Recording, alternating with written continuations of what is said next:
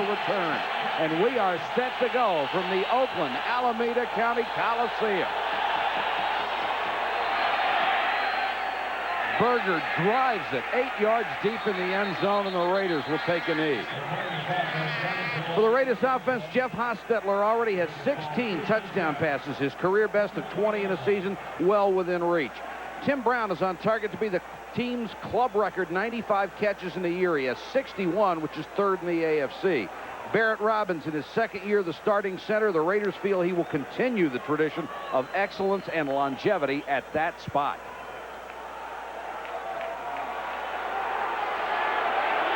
Jet and Brown, the split receivers.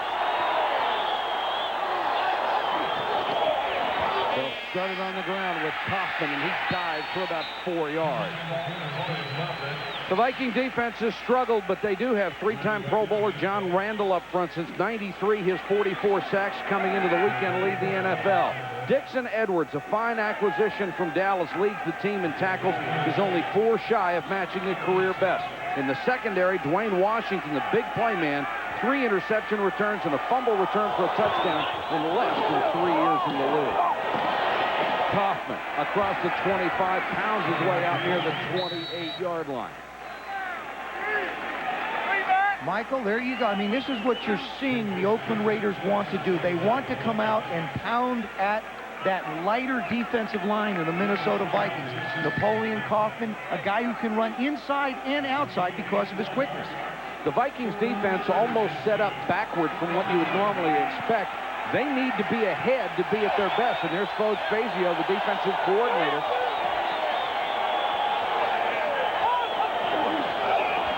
Third and a couple. Hostetler to throw. Now he'll run for the first down and dives to the 31. Hostetler's mobility has always been a great asset.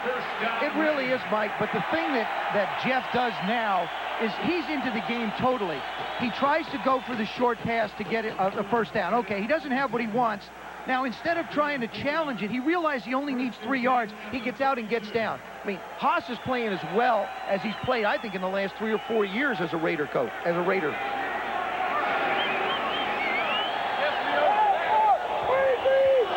Dixon Edwards, the acquisition from Dallas, a key to stopping the run. Here's Kaufman hit in the backfield and dropped at the line of scrimmage. Good defensive play by Jason Fisk, the 2-year man out of Stanford. Now, he helps them be a little more physical up front. And when I talked to Foge Fazio earlier today, he said that Jason Fisk, the one thing he can do is he can fire the gaps and get off the ball real quick. That's his big strength, and that's exactly what we saw there. The Vikings missing 2 starters on the down line tonight, Alexander and Tuaolo, and their strong safety, Robert Griffith, also out. 2nd and 11. Motion. And that was the tight end, Andrew Glover, who was playing fullback tonight because of an injury to Derek Fenner and the absence of Joe Aska. Prior to the snap, false start, number 66 and number 87. Bob McElwee, the referee, making the call.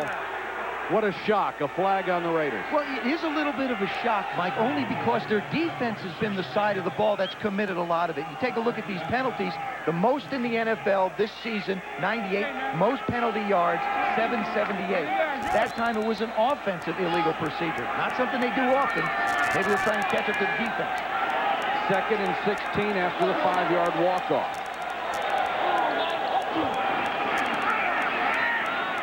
The quick out to Jet. Back past the original line of scrimmage out near the 32-yard line. Washington over there on the coverage.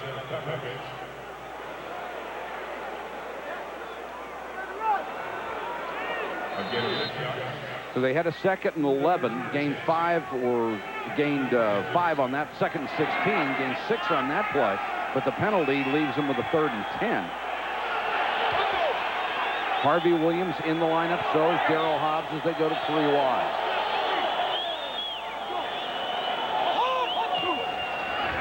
Vikings come with a 4-man rush. Hostetler the time. Tipped twice, incomplete. Off the hands of Ricky Dudley, and Harlan Barnett nearly had a shot at it. Dixon Edwards also back there. Jeff Hostetler figuring, all right, I'll work the inside against the linebackers and the strong safety. course, Ricky Dudley, you have to remember, Mike, he's not played a lot of football. And I'm sure he hasn't played in a lot of weather like this. So to handle a high, hard one is not going to necessarily be that easy for him. Gossett to punt to Amp Lee, who waits back inside his 30 as David Palmer, injured and can't play tonight, 8th in the conference in punt return. Low returnable kick for Lee at the 29. Amp Lee, midfield and more. There is a marker down back at the 38 after a 26-yard return on a low driving 39-yard punt. Speaking of penalties, the Vikings are 3rd in the NFL in Holding, penalties. number 81, during the return. 10-yard penalty, first down. And moving up as we speak. The Vikings will have the ball when we come back. Is brought to you by Packard Bell, the world's #1 selling home computer. By Panasonic, just slightly ahead of our time. And by American Airlines, something special in the air. The Vikings get their first possession. Brad Johnson with Leroy Horde, the newly acquired free agent. They want to run with Leroy Horde. And big number 44 roars out to the 34-yard line. For Minnesota's offense, Brad Johnson starts for the injured Warren Moon. He was ineffective in his last start, but has played well otherwise. Chris Carter having another Pro Bowl year. With 5 catches tonight, he would rise to number 11 all-time in NFL receptions. Up front, Randall McDaniel, the only lineman with more than 4 years in the NFL. He is a 7-time Pro Bowler. Warren Moon with the bad ankle, who will celebrate his 40th birthday tomorrow, simply cannot go tonight. Leroy Horde again pounding toward the 35, about a yard shy of a first down. The Raider defense anchored by Chester McLaughlin, a Pro Bowler the last 2 years. He leads the team with 4 sacks. It took Mike Jones 4 years to become a starter, but with his speed and quickness, he's been the Raiders' top tackler ever since. And Terry McDaniel has been to 4 straight Pro Bowls and leads the team in interceptions. He has 31 in his career. It will be 3rd and a yard for the Vikings. Amp Lee checks into the lineup for the first time. He'll be the single setback.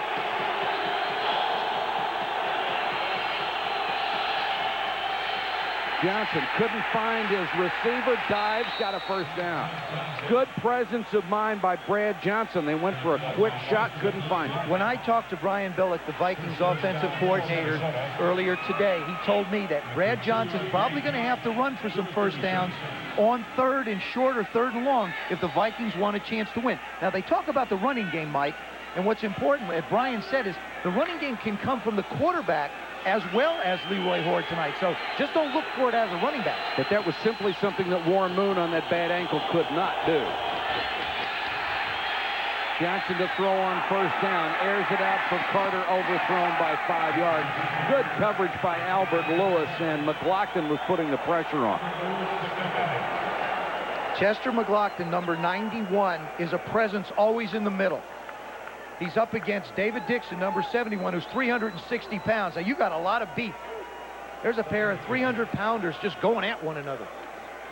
There's McLaughlin, last 2 Pro Bowls. Guilty of 3 times jumping off sides a week ago. Delay, Horde, nothing. Nice tackle by John Stone. Russell Maryland came in to help out. Leroy Horde, who had some fine seasons for Cleveland, started this season with Baltimore, then went to Carolina for 3 games. He is very grateful to have another opportunity to play in the NFL. And right now, he really is the Vikings' best running back. Even though he's only been there a short period of time, he gives them a little more versatility in the running back position than, say, a Scotty Graham or even an Amp Lee does. 3rd and 9. Here comes the blitz. Johnson unloads. He's got a first down out to the 49-yard line. Nice job by the offensive line. And they got the pass to Jake Reed for his first catch. And a nice job by Amp Lee picking Albert Lewis up coming off the corner. Albert Lewis is not going to come with a lot of tenaciousness. He's been injured a little bit. But Amp Lee sets up real nice and protects Brad. Watch the left side of your screen. Number 32. He knows who he's got. Does a nice job of standing in and giving his quarterback a little room, not getting knocked back into his lap. First down at the 49 for Minnesota. Horde. Nice cutback for Leroy Horde, and second effort gets him across the 45 to the 43. When Robert Smith was injured, the running game totally disappeared. Now, Denny Green said last night, what would Dallas do without Emmitt Smith? But he still brings in Leroy Horde. And look what they did the last 3 games. 11, 48, and 15. 11 yards rushing. But, Mike, when you take a look at the defensive side of it, they have so much of a problem because they're on the field so long. They're giving up 199, 200 yards, and 96 yards. So they do coincide with one another. So they would love to control the clock. And Horde is the guy who they're counting on to do it. This time they give it to Scotty Graham, who gets his first carry of the ball game.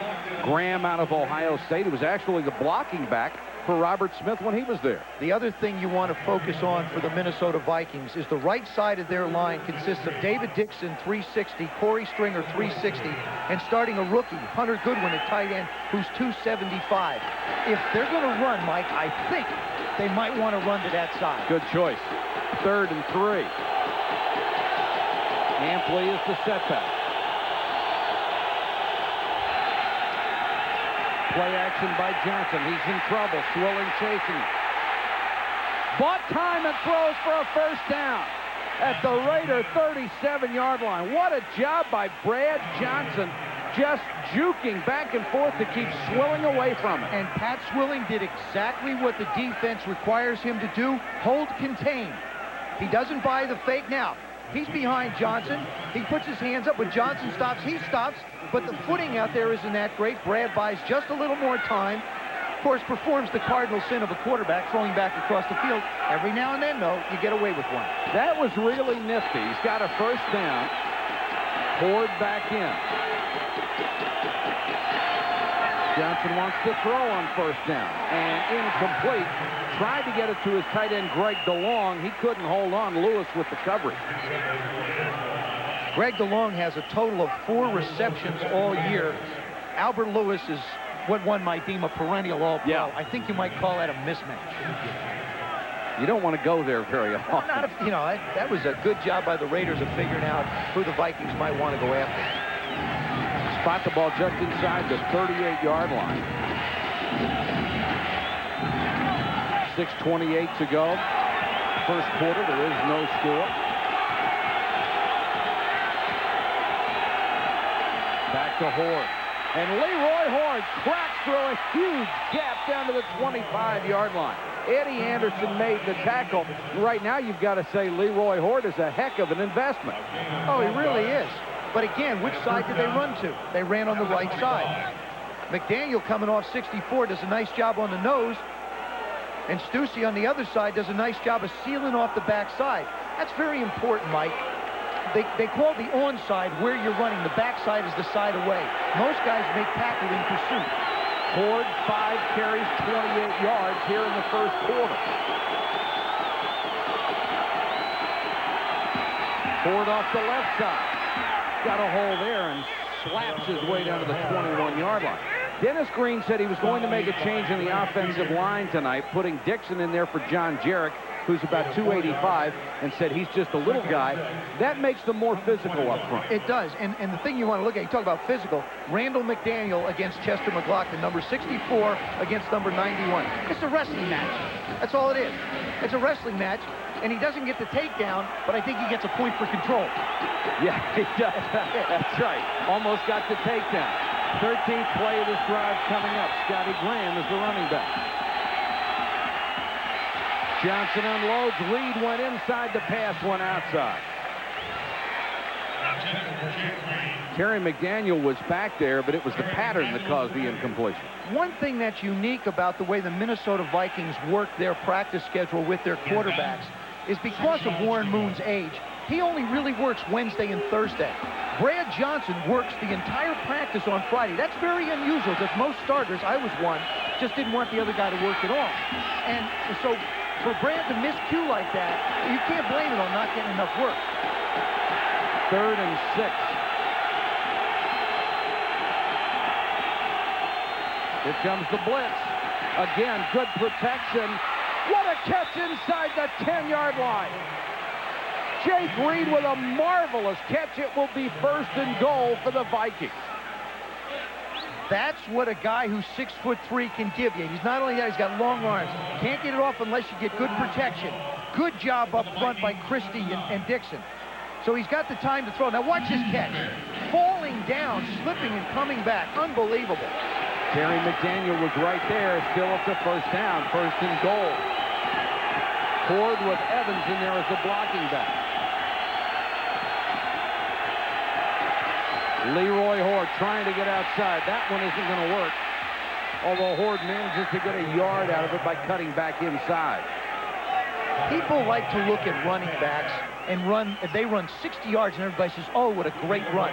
You can have great runs that gain 1 yard. That was a great run by Leroy Horde. His patience at waiting for a little seam to open up and taking a 4-yard loss and making it a 1-yard gain. Scotty Graham comes in the game. Dennis Green couldn't have asked for anything better. They used up nearly 8 minutes off the clock. They have run the ball effectively.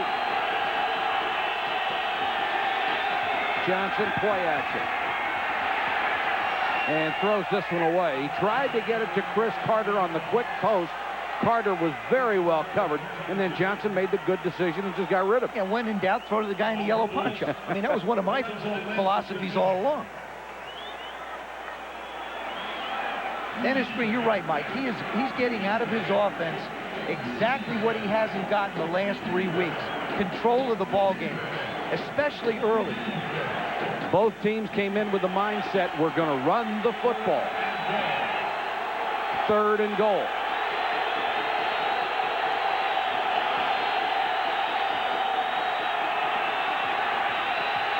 Johnson dumps it off to Graham. Scotty Graham down to the 2-yard line. Oh, there should be no hesitation for him to try and kick the field goal. Dennis Green can't even think about this.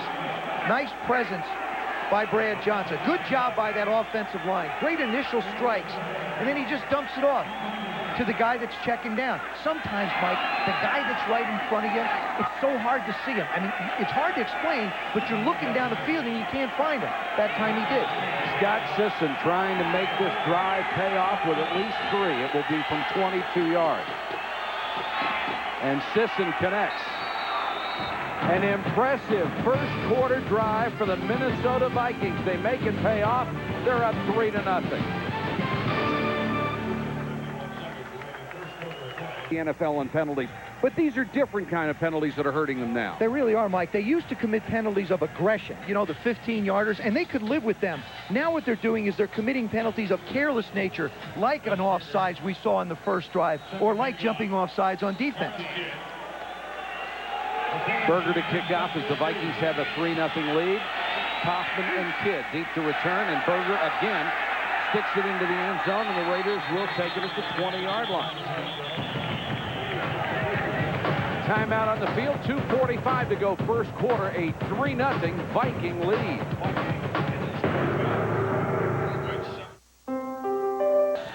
Of the Oakland Raiders, how many times have we seen his face after a major penalty has hurt the Raiders either offensively or defensively? It seems to be a thing that you just show it all the time. And nothing hurts him more, Mike. I mean, Al Davis is so committed to winning and so committed to excellence that when something like that happens, he eats him up inside.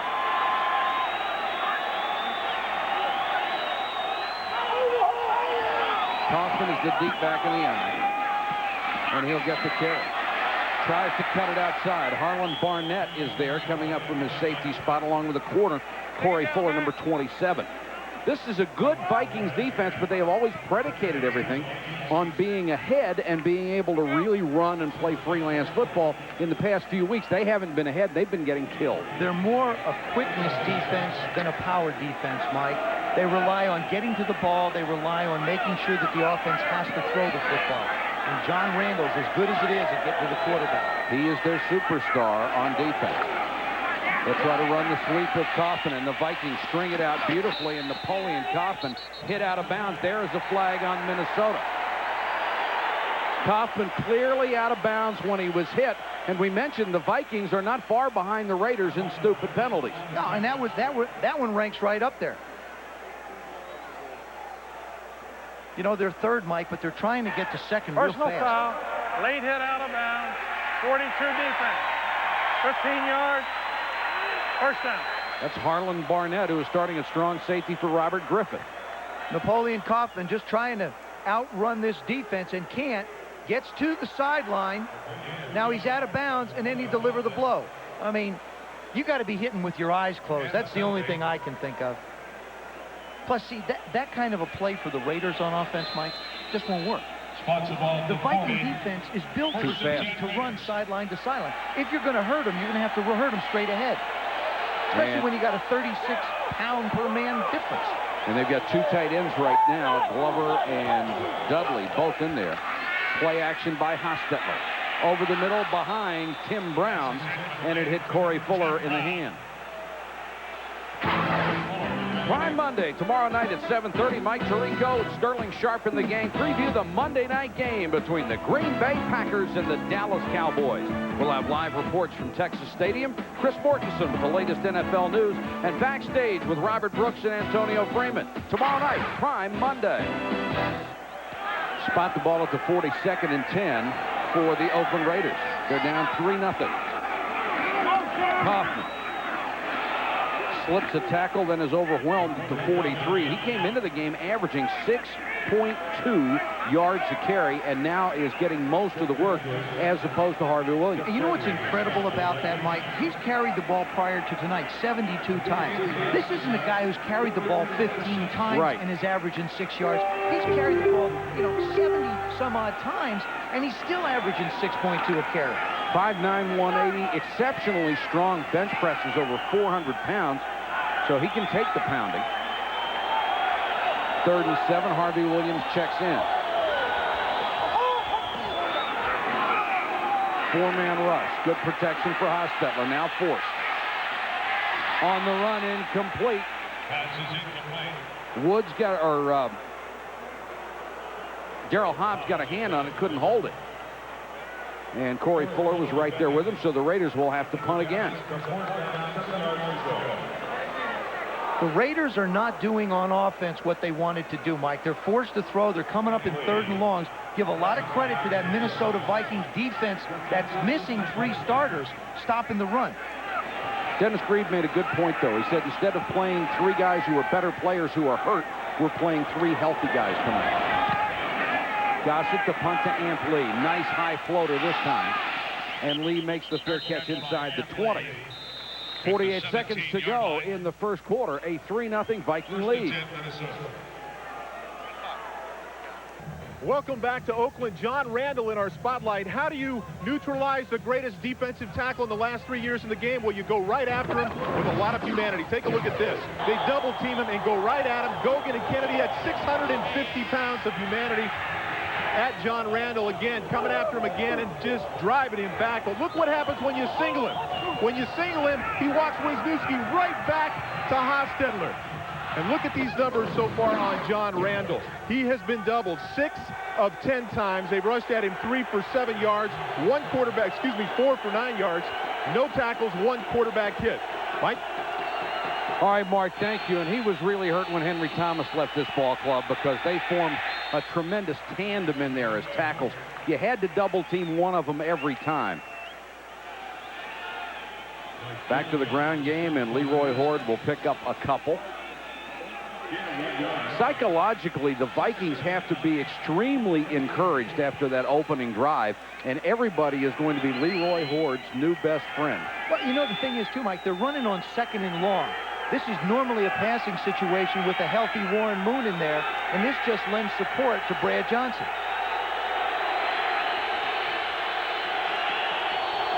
Evans in motion. Play action for Johnson. And he throws wide of Evans.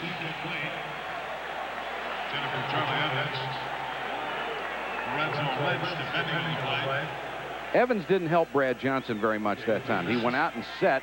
Johnson started to throw, and he moved inside 2 steps, and the ball went whistling by him. You know, that's what happens when you get a guy who's not a natural receiver. Natural receivers have the ability to see where a defensive guy is coming from and anticipate the move to an area for the quarterback. When you're a running back like Charlie is, you know, it's just something alien to him. And he only has 11 catches all year. Amp Lee is back in there on 3rd and long. Johnson with time, throws a strike to Reed. Jake Reed is gone. 82 yards for a touchdown.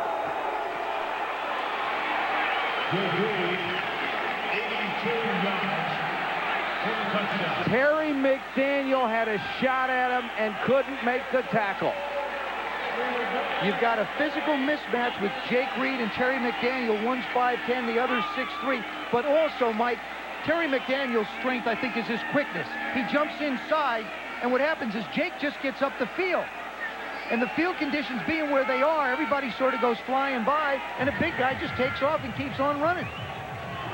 Jake Reed with his 5th touchdown catch of the year and his longest play of the season. Brad Johnson, who would be 3rd in the NFC if he had enough attempts as far as quarterback ratings are concerned, throws an 82-yard strike to Reed. Reed in the first quarter, 106 yards on 3 catches. Scott Sisson for the point after. The end of the first quarter, a spectacular play and a 10-0 Minnesota lead. When we had, that ranks up there with the breakaway of the day, doesn't it? There's a breakaway, and there's the guy that did it. 82 yards for Jake Reed from Brad Johnson. 10-0 Vikings. Kidd from the 11-yard line. Has a seam up the middle, cuts it back to the 35. Joe, let's go back to the touchdown pass over Terry McDaniel. Well, what happens, Mike, is corners like to take different techniques. There's Eddie Anderson. He's watching the tight end. Terry McDaniel's going to jump inside. As Jake Reed leaves, he's just going to trail him. If it was an out ball, he'd have had it, but Jake kept running up the field. Good 5-step drop. Brad gets the ball out in a hurry. Terry's caught behind him, and now with Jake's size and speed, no one's going to bring him down one-on-one. 82 yards later, you get a touchdown. If that ball isn't thrown on a line, Eddie Anderson gets there. Exactly. Kaufman is the setback. Let's see if the Raiders stick to the ground. They do on 1st down, and Kaufman is stuck to the ground after a big hit by Harlan Barnett. That's the other thing that the Vikings do on defense. They get their safeties up around the line of scrimmage. Very similar to what you see at a San Francisco safety, and really specifically Merlin Hanks. Here comes the no huddle now by the Oakland Raiders. 3 wide receivers to the near side, 1 to the left. Hostetler, that ball was tipped at the line of scrimmage. And the fans are restless. Well, and you know something? That was blocked well. Just, you got to give credit to that relentless front four of the Minnesota Vikings. This is the, I've renamed it. This is the H gun for Haas. You have the K gun up in Buffalo. Right. This is the H gun here in Oakland. Well, the H gun is firing blanks right now. 1 out of 5 for 6 yards.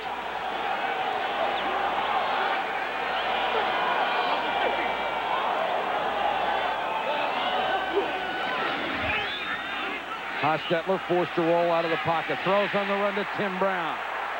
His favorite receiver down to the 43-yard line. Sean Van Horst made the tackle, but the 62nd catch of the year for Tim Brown on a pace to break the club record. Again, Haas buying a little bit of time. Good pass protection. That's big Kevin Gogan on Randall. Just takes him down inside. Haas slides on out. Tim Brown, the all-pro receiver he is, just finds the soft spot in the zone. Trails only Fred Biletnikoff and Cliff Branch in Raiders history. And when you talk about Raider wide receivers, you're talking an extensive and glorious history. Barrett Roberts shaken up, the center. He'll come off under his own steam. Now, this is usually a concern for a coach. When a center comes out, you got the quarterback with a new center. But in the case of the Raiders, it's Dan Turk, a 12-year veteran, so you don't anticipate having to change anything. Turk out of Wisconsin, 6'4", 290. Raiders in Viking territory as Kaufman checks back in on 1st and 10. 4 wide receivers. Kaufman. Flag is down. This one will come back. Kaufman to the 32-yard line, his best run of the night, but a flag thrown right in the middle of the line. Holding number 67, offense. Well, the snap was no problem, but it was a hold on Dan Turk, the new center. Sometimes you're not up to the tempo. Number 67 right there. You'll see him hang on to Fisk, and there's the left arm in a hook. You got it. You can get it just a little bit, but as long as it's sitting there and the referee or the umpire gets a chance to see it, here come the flags. I wonder how long it takes to do that. I wonder why they do that. How long, I don't know. The Raiders lead the league in holding calls. Pick a category and penalty. Down to the 39 goes Harvey Williams, who broke it on the delay, 14 yards for Williams. That was on a 1st and 20.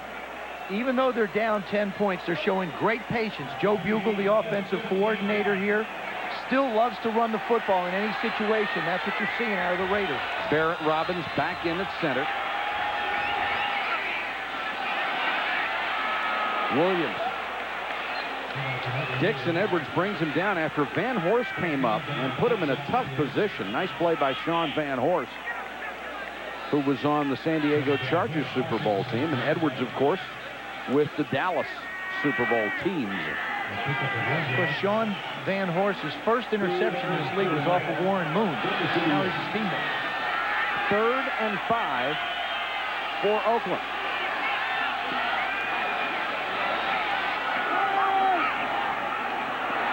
Hostetler flushed and dropped at the 37-yard line. That's going to be about 4 yards short of the first down. Fernando Smith, the 3rd-year man out of Jackson State, made the tackle. And that's a nice job by the secondary of the Minnesota Vikings. Jeff Hostetler wanted to go to Tim Brown. That's Corey Fuller, number 27. Remember, you can bump within 5 yards. He's locked up on him. Now he lets him go, and he's trying to work to the middle. Corey Fuller just sort of hanging in there. Good job by Corey. Lock up inside 5 and do what you want. Maul. But after he passes it, let him go. The Raiders send on Jeff Gossett and the punt team on 4th and 3. I see you, D1. Way to go, D1. Gossett trying to dump it inside the 10. Knocked back and saved. Let's see.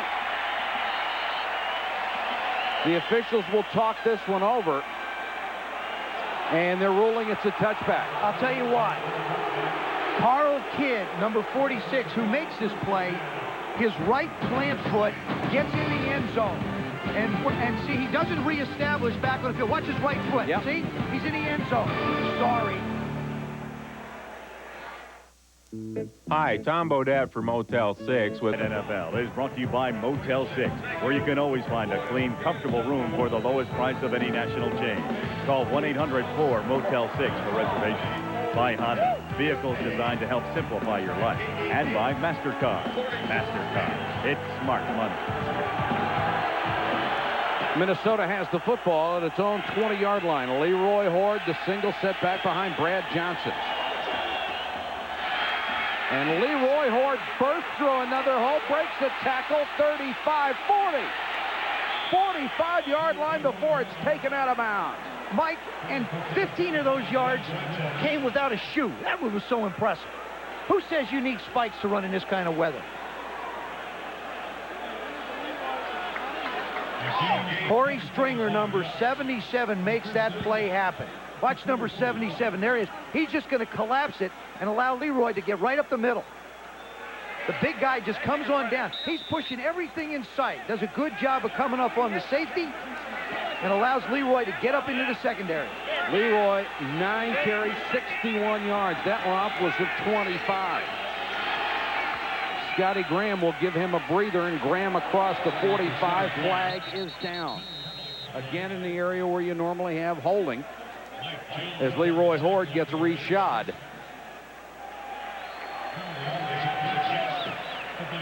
You know, sometimes it's tough when you have to go into the pits and get that tire refixed. We got to have Jerry Punch here. Yeah. Holding, number 62, offense. 10-yard penalty, first down. Jeff Christie, the 3-year starter at center, called for the hold. So the Vikings give up excellent field position. In the last 3 weeks, the Minnesota Vikings had run for a total in 3 weeks of 74 yards. Leroy Horde is close to matching that here in the first half. Been everything they wanted him to be and more. Leroy's got to be thinking, hey, this is my 3rd team this year. I'm glad I'm finally getting a chance to run the ball. Ampley is in. They fake the end around to Ismail. And the pass complete up to the 40 to Andrew Jordan, the tight.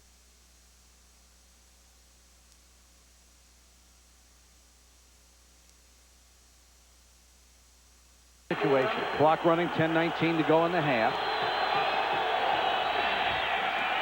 Johnson with a short set. Chris Carter to the 48-yard line. Chris Carter with his 60th catch of the year. He told us last night, he said, when the Eagles let me go for $1 on the waiver wire is a moment I will never forget. Watch this. Albert Lewis is taking him outside. Chris does a good job of lulling him, and then he just holds position. See how he turns his numbers to Brad? That's what a quarterback is looking for, not shoulders. He wants to see numbers. That tied him with the great Raymond Berry all time. He said, what a humbling experience to be up there with those guys. Here's the interception. The pick by Terry McDaniel. 56 yards and a touchdown.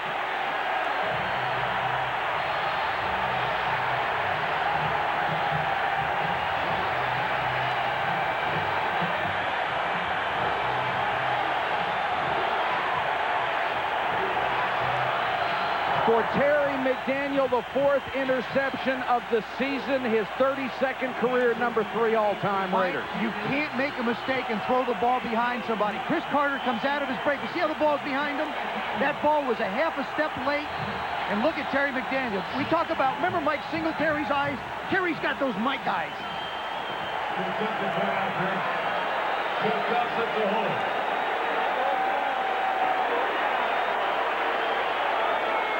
Cole Ford for the point after. And the Raiders, in one fell swoop, get back in a game that had been dominated by the Vikings.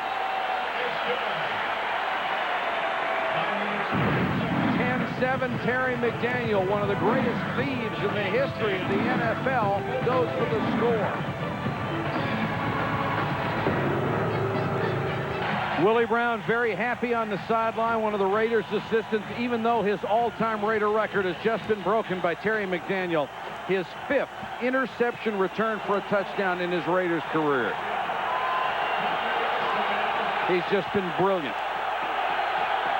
So smart. Really plays the game with his head out there, not just his great legs. Morrow and Ismail are deep to receive.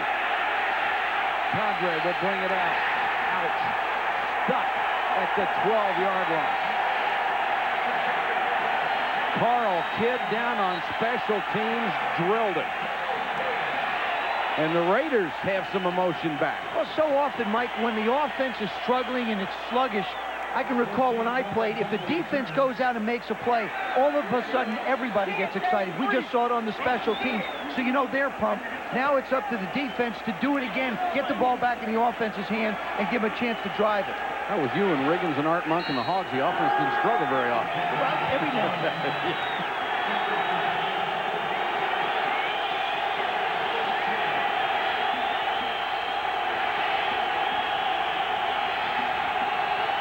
From the 13, Leroy Horde. Very patient run across the 15 to the 16-yard line.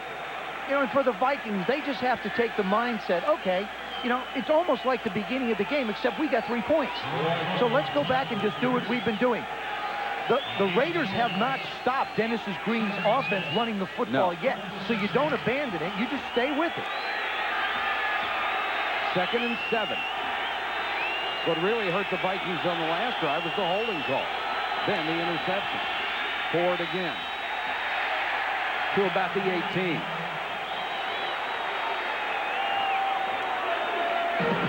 The worldwide leader in sports brings you the first 24-hour all-sports news network. ESPN News is now the place to turn for breaking news and in-depth stories in the world of sports. To get ESPN News, call your local cable operator or satellite program provider. 3rd and 4 for the Vikings. Amp Lee is in the backfield behind Johnson.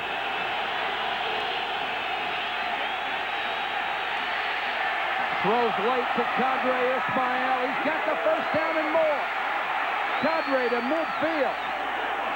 Jake Reed and Chris Carter downfield blocking for him, and he gains 38. One thing you can tell about Brad Johnson, he doesn't panic. He waits to find somebody. No, he really is a pocket passer, and he's polished enough to be able to stay there. But watch the job that Amp Lee does on Chester McLaughlin. He's just hanging with him, just gets in his way, and then all of a sudden, Kadri comes across the field real late and does a good job of picking up. But this is an excellent job downfield by Albert Lewis not to commit and allow him to go the distance for 6. The Raiders have not been particularly sharp in their tackling tonight. Scotty Graham gets a couple before he's wrapped up by Russell Maryland. The difference in Scotty Graham and Leroy Horde. Horde, if he's hit, he's going to make 2 or 3 more yards. Scotty Graham is only going to get what's blocked. So when he carries the ball, it's going to be a little bit less yards. And, of course, Leroy needs a little repair. He also looks like he's hanging on to his left wrist or left hand. We'll check on it and pass it along as soon as we get it.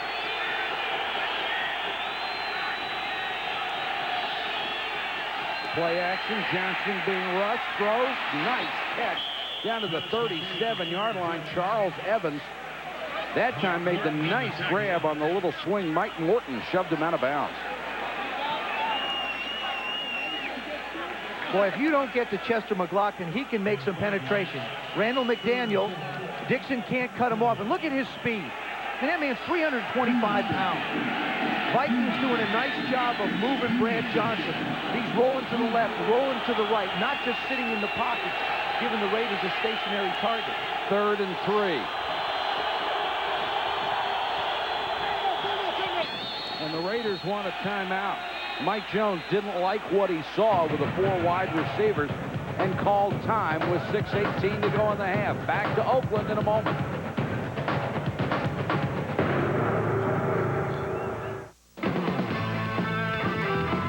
Vikings second quarter. Huge game for both of these head coaches. Mike White maybe more so, as his club comes in 4-6, and there are 7 teams in front of him in the race for an AFC wildcard spot.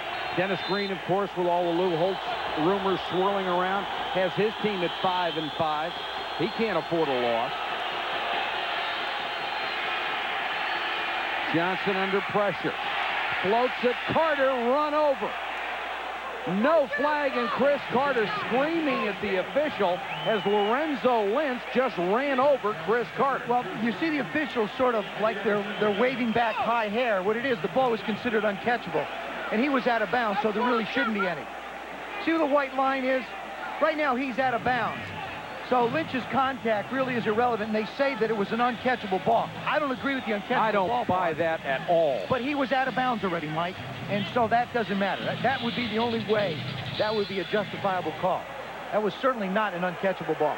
They will go for it on 4th and 3. They caught the Raiders off guard. Their defense not set. Now Johnson trying to scramble for it, and he doesn't make it.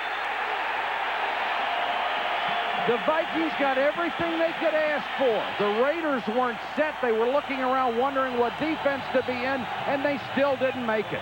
A huge momentum play in the second quarter.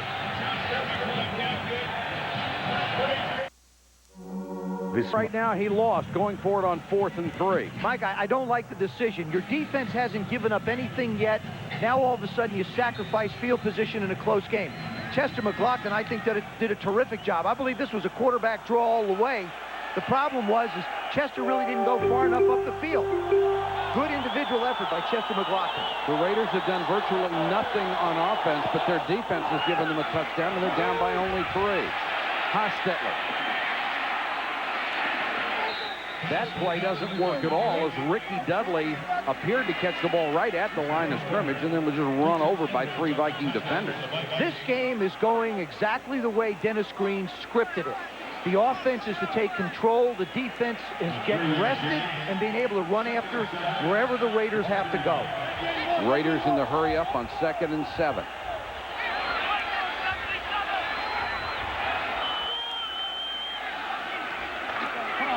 Go back to the run game with Kaufman. He ran into Hostetler on the handoff and loses 4.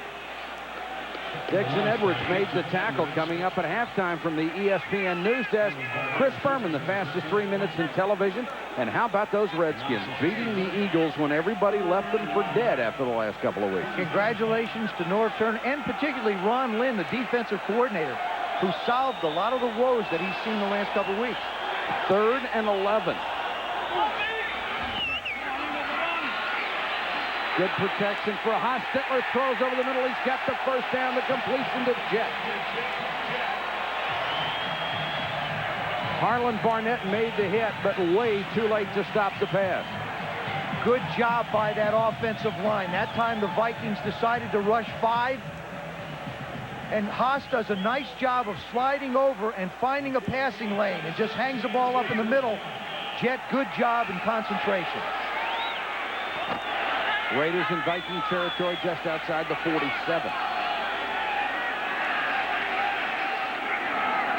Kaufman, big hole. Brady makes the tackle, but not before he picks up nearly 9 yards. Mike, the reason why this no-huddle works so effectively for the Raiders is you have to respect the speed outside. They go with 3 wide receivers. Ricky Dudley is as good a receiver as you'll find, and the 5 guys in the middle are huge. That really opens it up for Kaufman, as it does again. Napoleon Kaufman with 1 man to beat, brought down on a saving tackle by Orlando Thomas. They've got this Minnesota Vikings defense backpedaling right now.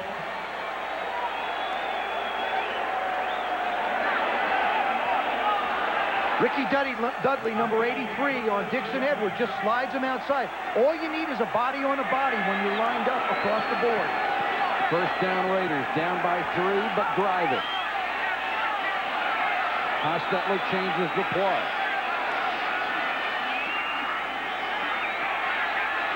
Throws for the end zone and overthrown. Good coverage there by Corey Fuller, who was right on top of Darryl Hobbs.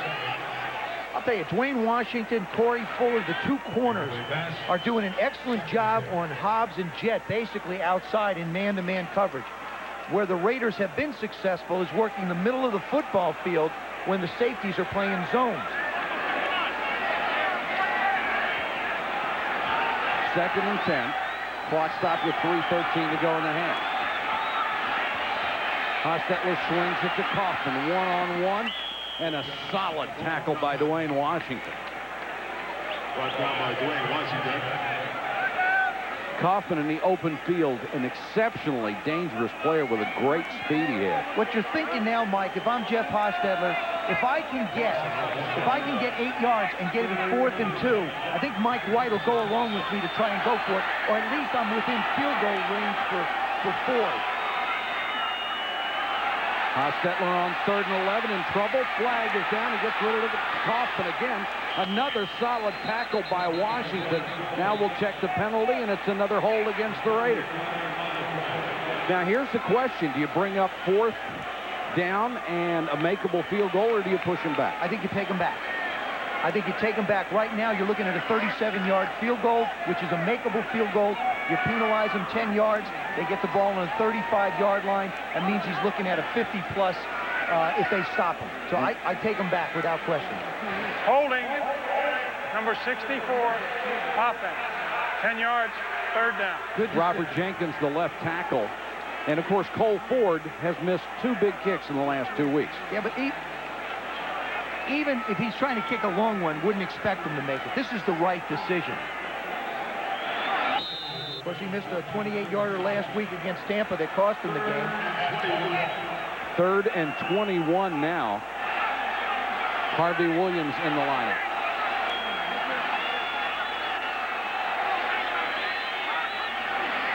Looked like early movement from the left tackle Jenkins. They'll whistle the play dead.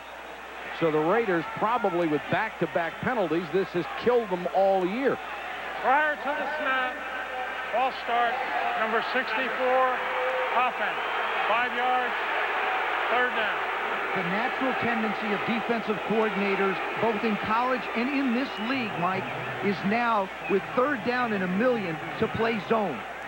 Personally, I'd go after him. Watch Jenkins on the left there, number 64. Just a little bit of a movement before. If I was Foge, I wouldn't give Haas an opportunity to throw the ball to one of those speed guys downfield. I'd make him get rid of it in a hurry. Vikings so far still lead the penalty derby. And now we've reached the 2-minute warning. So the Raiders will have a chance to talk over what they want to do on 3rd and 26.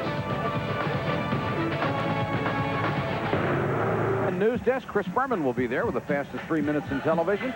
And particularly, we'll be taking a look at the Redskins and the Eagles as Washington goes back on top in the NFC East. Big win on the road for them in Philadelphia. It will be 3rd and 26. The Raiders have it at the Minnesota 42.5-yard line. Trailing by 3, the offense has done very little against the tough Minnesota defense.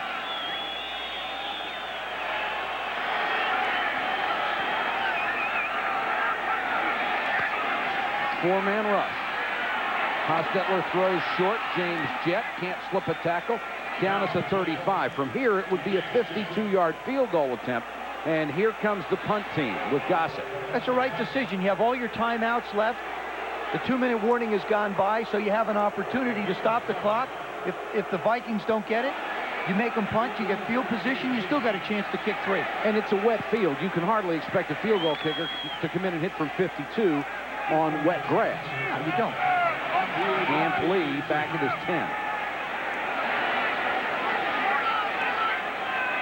Clock running down to 1 minute 20 seconds. Gossett hangs it very, very high. Fair catch made at the 14. Let's go to Mark Malone. Thanks, Mike. Chester McLaughlin, the defensive tackle for the Oakland Raiders. In our Packard Bell spotlight, the often lauded defensive tackle has been up and down so far tonight. Early in the game, the only play he made in the first quarter, splits the double team. Watch the hit, bam, on Scotty Graham for no gain. Then Dixon, 350 pounds, puts him on his back. And then, of course, you showed the sack. Working hard, and then comes back off to make the sack on Brad Johnson. He's just been an up-and-down player, oftentimes quitting tonight. Mike? Mark, that's been the book on him his entire career. Just an extreme talent if they can get him to go every play. Amp Lee in there on 1st and 10, and they'll give him the ball on the draw. Amp Lee with a little hesitation move up to the 26. That'll be a first down. Mike Jones made the tackle. The Vikings have all of their timeouts. That got them as much as they needed to get them into their 2-minute mode to try and score. They'll try it again. Amp Lee just picks his way across the 30. I think the feeling right here might be we have played so well, we've made one mistake, and it cost us. Let's not make another one. I don't agree with it. I think if you have that much time and that many timeouts, you got to try and get 3. Johnson with time. Chris Carter, nice catch in traffic up to the 37-yard line. Dennis Green signaling for a timeout. And they'll take it with 22 seconds left. I'm sorry, the clock's still running. Now he stopped it at 21.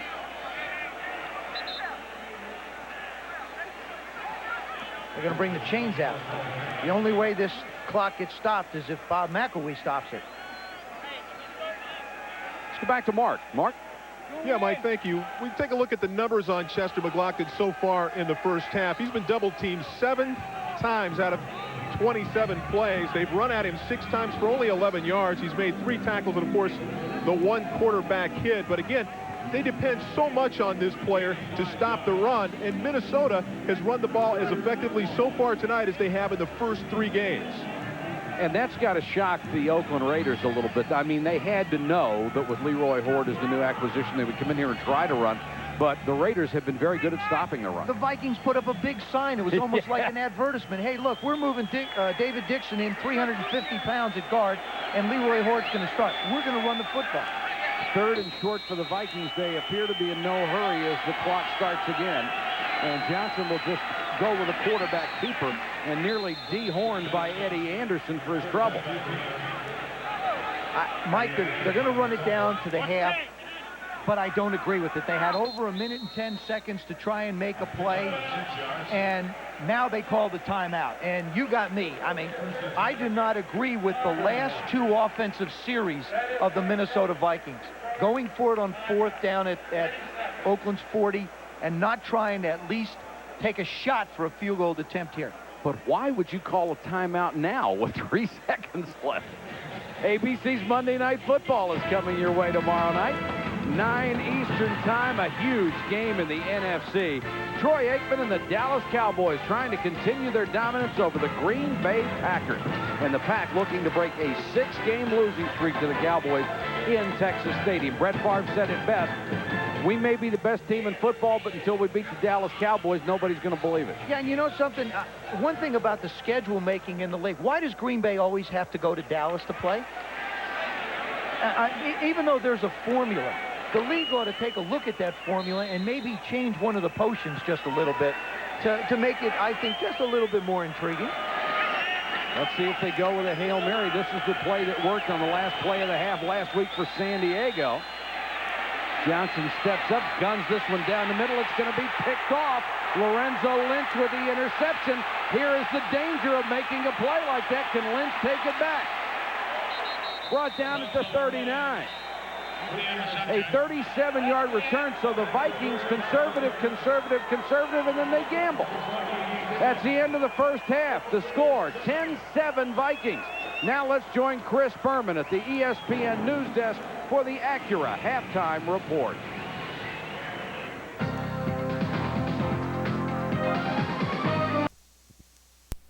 10-7 Vikings. We'll be back with the second half kickoff from Oakland in 30 seconds. How far can MasterCard take you? Here in Australia, MasterCard takes you into the future.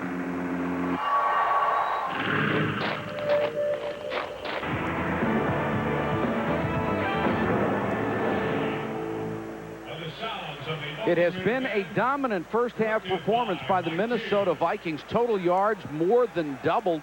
The passing yards 182 to 55, and the Vikings, who had 74 rushing yards in 3 total games, have 92 in this half.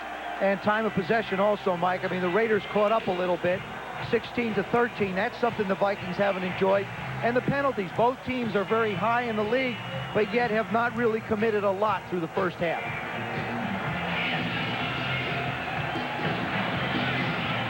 10-7 Minnesota. They'll get the football as Cole Ford has it teed up at the 30.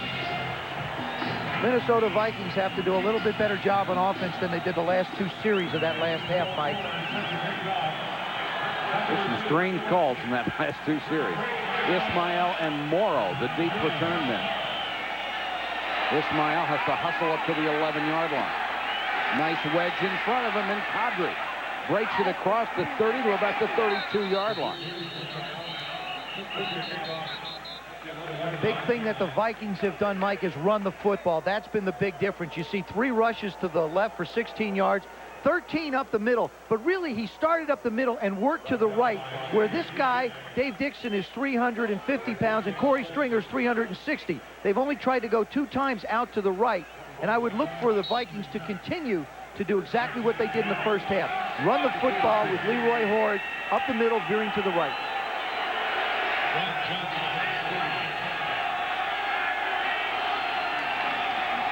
They'll try the left side this time, and Horde hitting the backfield, lost the football.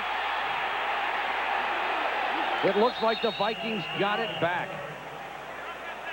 Leroy Horde had it knocked loose, and Todd Stussy hustling after it. Chester McLaughlin, the man who knocked it away. Well, you got a mismatch, I think, over there. You got Randall McDaniel, who's an all-pro, yeah, but you got Chester McLaughlin. He just blows right by. I mean, this guy is quick. He's just not some defensive tackle that just takes up space. This guy can flat play, and he's playing tonight. Stussy's hustle keeps the ball for the Vikings. Loss of only a yard.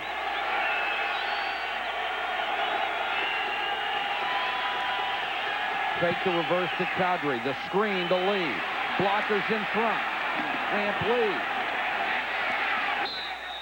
Thrown out of bounds near the 35-yard line by Lorenzo Lynch. Lorenzo Lynch on the tackle for the Raiders. And Lee did not do a terrific job of following those blockers. He ended up with 2 blockers on 1 man and ran right at him. But you know who that 1 man was?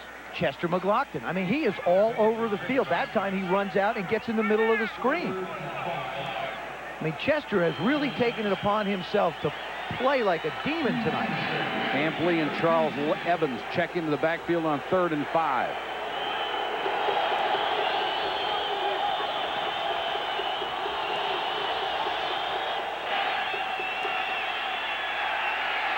Johnson in trouble, throws in, no, it's caught. Evans, but he is brought down in the backfield by Mike Jones, who did a nice job of shadowing him out in the flat. There's a marker down.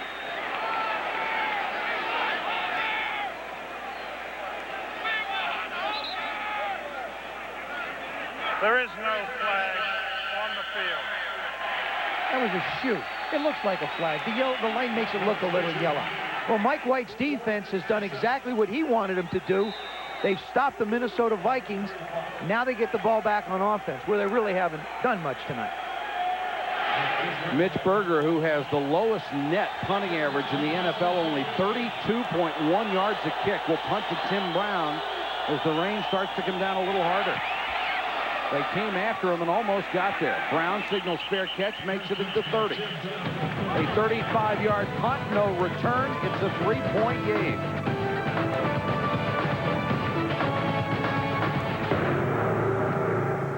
My break. Sunday Night NFL is brought to you by Pep Boy. 26,000 items at the guaranteed low price. Tires and service too. Everything but gas.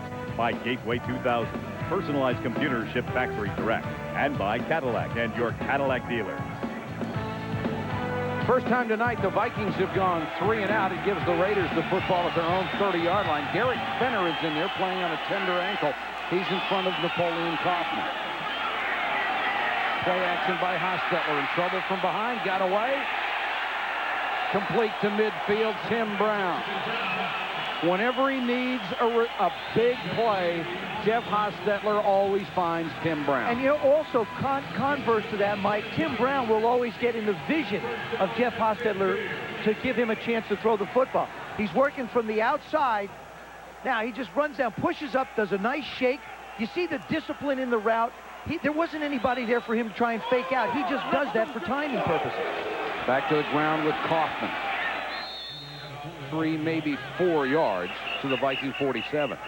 The Oakland Raiders wanted to try and run the football tonight against this Minnesota defense, and they have. They've tried to run up the middle, but really what they're looking to do is go up the middle, and again, like we talked about Minnesota, break it out to the right. Here you've got Kevin Gogan at 300-plus pounds and Lincoln Kennedy. This is where you want to work if you're the Oakland Raiders offensively.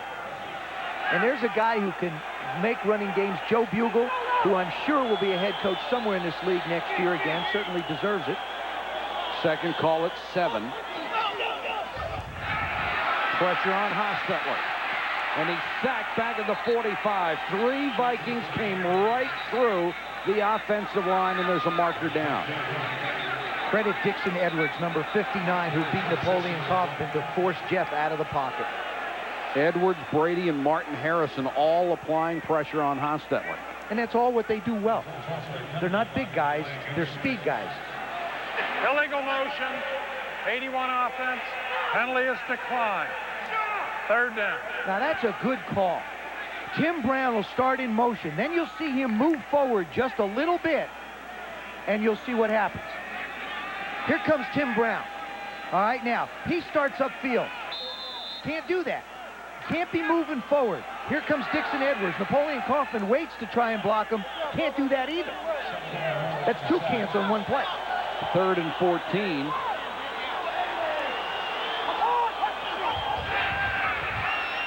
Hostetler again under pressure. And this not anywhere near first down yardage on a completed pass down to the Viking 48-yard line. And here comes the punt team. Ricky Dudley makes the short catch underneath the first-round draft choice out of Ohio State. I tell you, Mike, Foge Fazio has done an excellent job with this defensive football team. And really, as he and Dennis Green told us, the big thing is they now have healthy football players. With Derek Alexander and Ezra Tuatolo last week playing at about 75%, they couldn't get pressure. Tonight, they're healthy and they're coming after Haas. Gossett to kick to lead. Beautiful punt by Gossett. Hung very, very high. Lee, fair catch at the 12-yard line. So the Raiders winning the battle of field position. 37-yard punt and no return. The Vikings are dominating this game, but we have seen enough football. You start to get a feeling, and you get the feeling that they keep playing lackluster right now. The Raiders are going to come back. You leave the Raiders in this game, and they're going to wind up winning this thing at the end. That's usually been the case. I think the important thing for Minnesota now is they have to sustain a drive and give their defense a chance to stay on the sidelines a little while and get some rest. They'll start from their own 12. Johnson to throw on first down. Now being pressured. Swilling from behind. The ball comes loose. The referees are going to call it down at the 1-foot line. Swilling wanted the safety. Pat Swilling came from the blind side, as he has so many times throughout his career, and Johnson never saw him. Exactly what we were talking about, Michael. You get defense already has made one big play. Here's another one.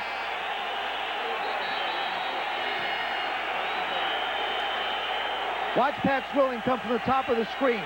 He just takes Todd Stussy. Stussy does the right thing. This sack should go to Brad Johnson. What he does is he's trying to make a play. He's just got to get rid of the football. Well, that ball looks precariously close to the goal line. But his knee hit. But where was the ball when his knee hit? Obviously not in the end zone. Right. If you say so, it looked like it was in there to me. Yeah, but his knee was on the ground before. The Raider fans on their feet.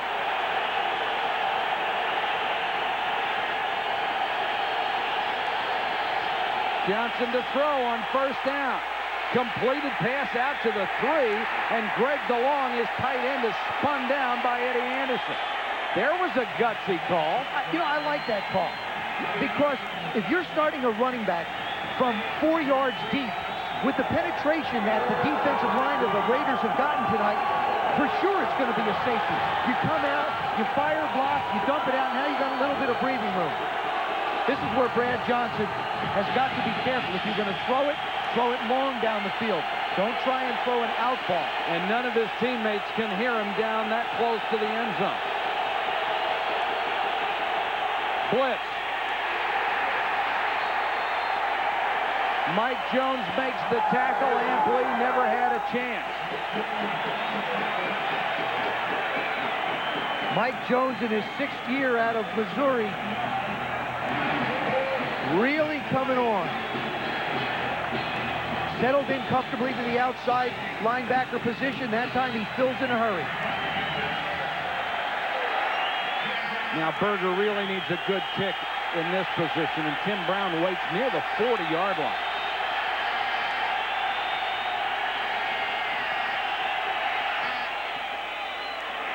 Beautiful punt. Drives Brown all the way back to his own 46-yard line. Slips a couple of tackles and brought down at the 49. Great coverage by the Vikings on special teams. Pete Burstich is down to make the stop. That's where we are. It's 10-7. Vikings by 3. Raider fans are psyched here in Oakland, and the Raiders have great field position at the Vikings 49. Harvey Williams will start this series as the tailback.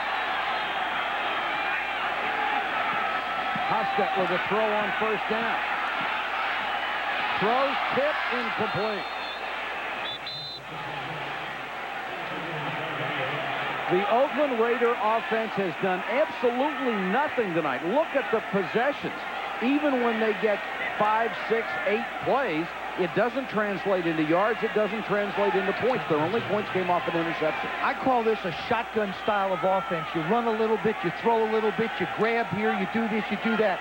Mike White and Joe Bugle, the offensive coordinator, have not committed to try and do anything. You can't just run once or twice and abandon it. That's what they've done. 2nd and 10. Hostetler throws and threw it behind Brown. He was covered by Darryl Talley. Now what they've basically done on offense, Mike, is they have allowed Minnesota now to dictate to them with that quick little defensive line and say, hey, look, we know you're not going to run. We're coming after you, Haas. There's Buggs. Yeah, that says it all, doesn't it? Picture's worth 1,000 words. Hostetler only 8 out of 15 for 81 yards, facing a 3rd and 10 here.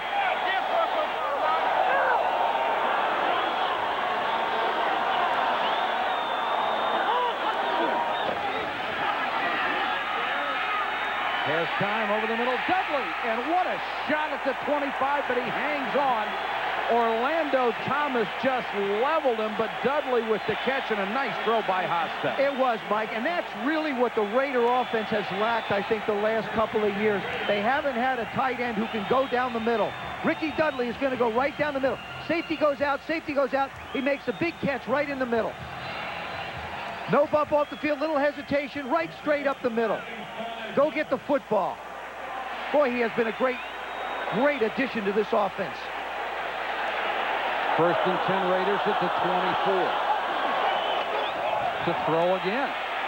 Williams in the flat. Got a block from Jett. Got down to the 17-yard line. Corey Fuller with the tackle, but the Raiders offense showing signs of life. But Joe, they've almost exclusively gone to the pass. They have. I think you'll see them run the football on this play. I mean, what Foge wants to do is he's going to have to get some people up around the line. Because in knowing Joe Bugle the way I have over the years, it's 2nd down and short. He wants to give himself a 1st down and take some shots. Only one wide receiver. That's Hobbs out to the left. Now Brown goes in motion. Williams. Little hesitation inside the 15. They have to get to about the 14.5-yard line for a 1st down. That's what you want to do on offense. Convert the 1st down. People always say, oh, 2nd and short. What a great opportunity to take a shot. Yeah, then you're 3rd and 3, and somebody's taking a shot at you. I think Mike White and Coach Bugle made the right decision there. They'll bring in the chain gang to measure.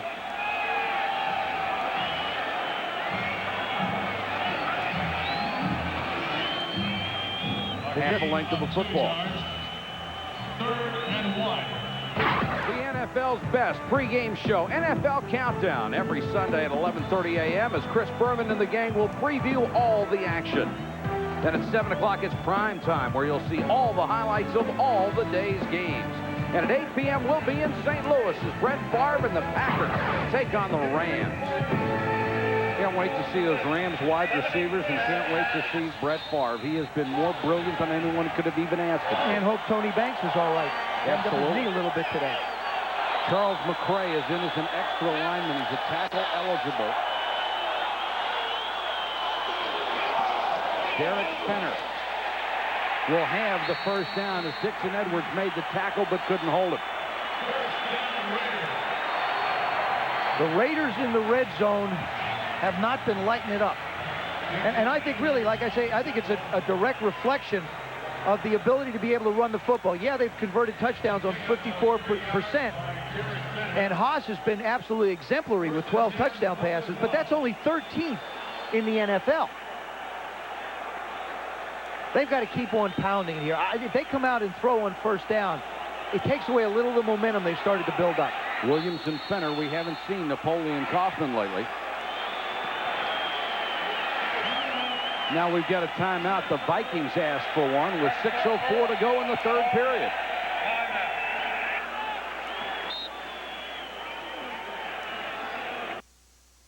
In their golden years, former Raider Vince Evans threw for 6 touchdowns after turning 40. That's good for 3rd all time. Washington's Sonny Jurgensen had 11 touchdown passes, second only to the old man, George Blanda, with 22 touchdown strikes after the age of 40. Well, bake a cake and send it to Warren Moon. He is 40 tomorrow and still got a lot of football left in him, I think. Took the night off to try and get that foot healed so he can throw some touchdown passes after 40. 1st and 10 for the Raiders. Their best drive of the ball game. Hostetler under pressure, sacked back at the 18-yard line. Another fine play by Jason Fisk, the second-year man out of Stanford.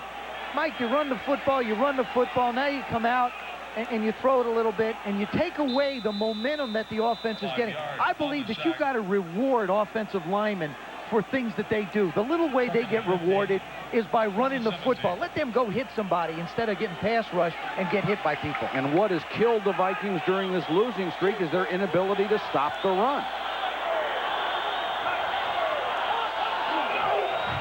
Williams on 2nd and 15. Harvey Williams inside the 10 to about the 8-yard line.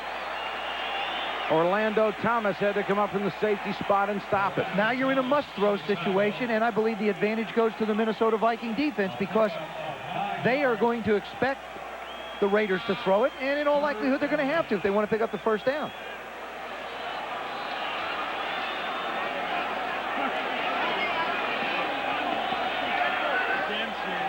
John Randall really hasn't been that much of a factor tonight. They've double-teamed him almost all night. Yeah, he's given away a lot of weight, especially when you got 600 pounds pushing you around.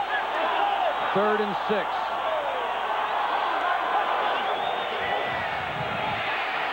Hostetler tipped at the line of scrimmage.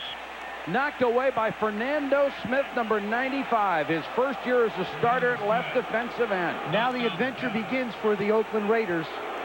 Cole Ford missed one 28 yards last week, missed one the week before in Denver for 30. And, you know, this is the kind of thing, Rusty Tillman, the special teams coach for the Raiders, I mean, you just keep trying to pump a guy and give him confidence, but if he doesn't make them, it's tough to keep giving him confidence. This will be 26 yards to tie. Ford 12 out of 17 for the year, but the 2 misses in the last 2 weeks, the big ones. And Cole Ford comes through this time. There is a marker down.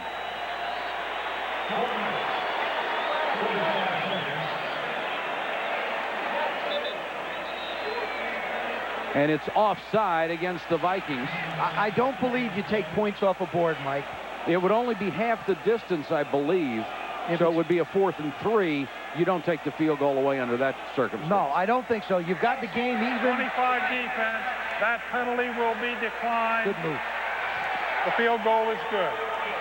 The Raiders take the 3. We have a tie ball game. 4:45 left in the 3rd quarter. When you're the new Receivers in our spotlight, most notably, well, Chris Carter and Jake Reed, they've provided most of the production for this offense. Big-bodied receivers. You can see Carter working the defense for a first down and a possession catch. And then later, Reed, a great catch, a possession catch in front of the defender. And, of course, the touchdown working on McDaniel for the big play. And here are the numbers. We talked about big-time production. The Viking receivers total have collected 13 receptions for 187 yards. Carter and Reed have 5 of those catches for 123 after throwing to them 10 times. 3 of those for first downs, 1 a touchdown. They've got to get back to getting those mismatches and getting the ball to Carter and Reed. Mike? And, Mark, it was interesting talking to Chris Carter last night, who said he was pressing earlier in the year, but then it came to him that he didn't have any 14-point plays in his game. He just had to go out and do what he could do. And that's a lot. The Raiders have tied it up. That's the only offensive production they've had tonight, the field goal, but it's good enough to make it a 10-10 game. Morrow and Ismail deep to receive. Morrow from the 7.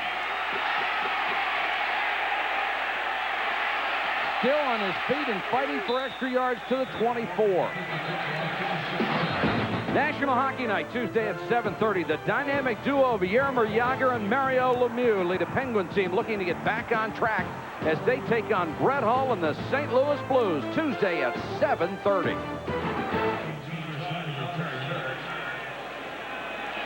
Jaromir Jagr. Yeah. Thank you. Fjords and all that. Oh, Vikings have to huddle up and get something going now. I mean, they've been shut down twice. They can't put their defense back on the field in another 3 and out. Pat Swilling out at the start of this series as they have rotated the defensive lineman. Horde on the delay. Leroy Horde rips another big gain off to the 39-yard line. Eddie Anderson had to make the tackle. It's a gain of 14 and 78 yards tonight rushing for Leroy Horde. And a number of it's been behind Randall McDaniel. Look at his foot right there. See how his knee goes down and is out on an angle like that? He does a great job on the block. Now what happened was, in his second year in the league, he had a knee injury. Had to come out of the game. The guy that replaced him got hurt. And that was the only way when he went back in, he could get a comfortable stance. And he's kept it ever since. Nice block by Charles Evans, too. I mean, that is one wild stance. You'd think he got no power with his left foot way out there, but it forces all the weight onto his right side, and that's the side that he drives with and pushes out with. And he's almost a throwback lineman at this point because he's only listed at 278 pounds when the rest of these guys are 320 to 360. Great leverage player. And by that, I mean, Mike, he gets down low, and he's always hitting from low to up instead of trying to push people from top down like a lot of the big guys are. 2nd and 9.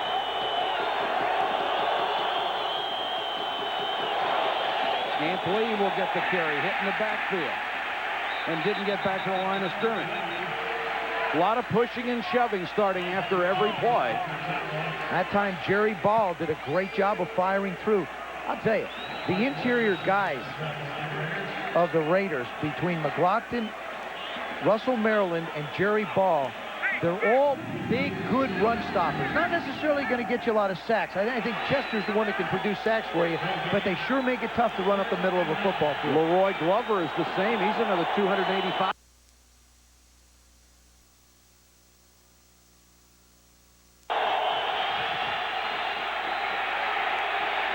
Johnson with time. Jake Reed. Jake Reed to the 34-yard line.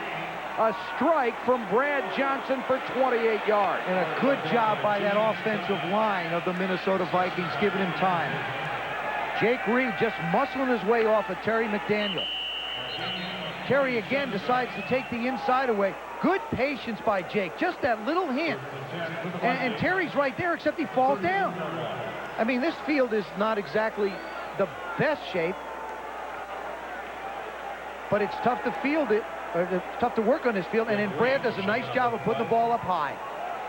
And Jake Reed is still down. Never knew that experience. All my guys were little short 5'9"ers. Reed being attended to.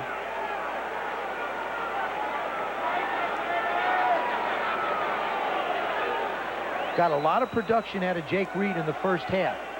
This was his 4th catch for 134 yards. The first catch since the first quarter for him. And that will give him over 1,000 yards receiving this season. Another milestone for the big guy out of Grambling. And Reed able to get up and walk away from it. You know, you look at that throw from Brad Johnson, and he's in there tonight for Warren Moon. Johnson has not played that much football. He was a starter for only a few games at Florida State. He's been a backup in his years in the pros. This is only his 3rd start this season. Yeah, Mike, but also it almost brings up the old Cody Carlson situation that Warren Moon had down in Houston. Brad Johnson's going to be a free agent. Warren Moon looks to make $4.3 million because of an extension next year. You know what happened down in Houston? They decided, hey, look, we don't need Warren. Well, where's Cody today? So, I mean, this is a tough decision for the Minnesota Vikings and their organization. 1st and 10 after the big pass to Reed. Chris Walsh is in as a wide receiver. This is Scotty Graham, and Graham will pick up a couple down to the 33-yard line. Under 2 minutes to go, 3rd quarter. McLaughlin again in on a tackle. Guy was hurt first 2 much as 375 pounds. And the Vikings rushing 105 tonight. That's 31 more than they got in the last 3 games combined. 2nd and 9.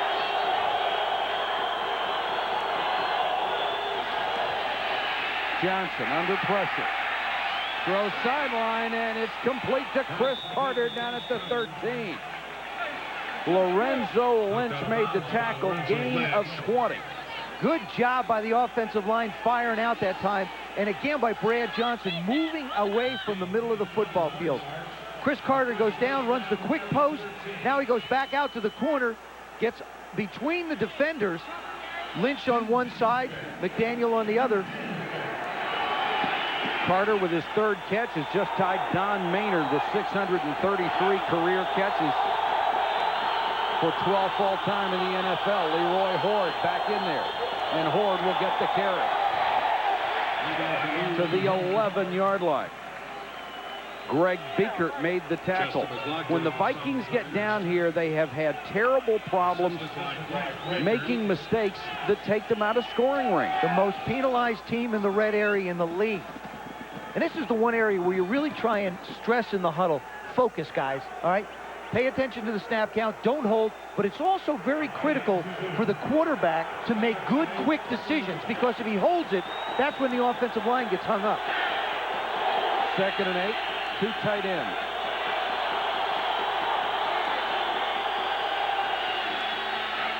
Johnson to throw. Pump fake. Nobody to throw to. Trying to run and ducks under McLaughlin down at the 7-yard line. You better get down when Chester's chasing you. Yeah, and I'll tell you something. When Albert Lewis is covering Chris Carter like he did on that one, there is no place to throw the football. That's the end of the third quarter. The Vikings and the Raiders in a 10-10 tie, but Minnesota is driving. Ball left from Oakland. 10-10, Vikings and the Raiders. The Vikings wanted desperately to control the football. 24 minutes, 52 seconds, 111 yards on the ground. By far their best output in a month. The Raiders, 18 carries, only 69 yards, and they virtually abandoned the rushing game on their last possession. 3rd down, 4 yards to go. 4 wide receivers set for Minnesota.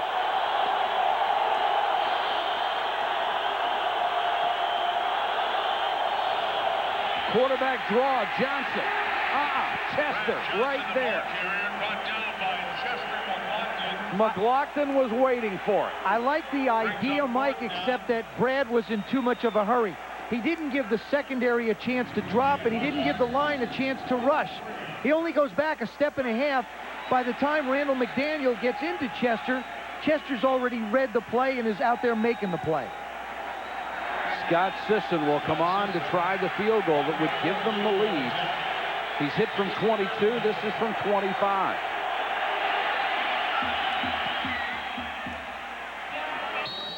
There's a flag down. This was a 4th and 3. Could be one of the outside guys hooking a rusher. Offsides Raiders. Talk about critical penalties. They can take the field goal off the board and have a 1st down. Now, this is a case where I would. You know, I talked before about not taking it off for the Raiders because it wouldn't have given them a 1st down. If you've got a chance to get a 1st down inside the 3-yard line, I think you do it. The penalty will not give them a 1st down. Because it would be half the distance to the goal. And Dennis Green says, forget it, I want the 3. Then I think it's right. Unless you can gain 3 shots at the end zone. Field goal is good. Timeout. 13-10, Vikings, 14-20 left in the game. These are the biggest feet in pro basketball. Shoe break of the NFL. Mike Patrick, Joe Theismann, Mark Malone. We're back with you in Oakland, California, where the Vikings are leading by a field goal with 14:20 left. Kaufman and Kidd deep to receive. Berger has it set up at the 30. Kicks another high sailor. Kaufman 5 yards deep. He'll bring it out. Napoleon Kaufman to the 21. Tim Brown is not a name we have mentioned very often tonight. No, the Viking defense has done a good job with him. And really, Mike, he has a lot of places to go on the football field. When you look at him lining up in the slot here, you'll see a lot of different places for him to be able to go. In quick or out, take it up 5 yards now, and that's what he can do. He can go up 10 yards, break it out, hook in. He can push it up the field even a little bit more. and take it to the post or corner, or he can actually run all the way across. So there's a lot of flexibility for him on offense. They just haven't been able to find him. Brown is flanked far to the top of your screen on 1st and 10. Hostetler now trying to run under pressure, dives across the 25 to the 26. Gain of about 5. Jason Fisk was chasing him, along with John Randall. Now this is a situation where Haas just lost his shoe. I mean, he's going to have to move in a hurry. The officials are cutting him a little bit of a break with the clock.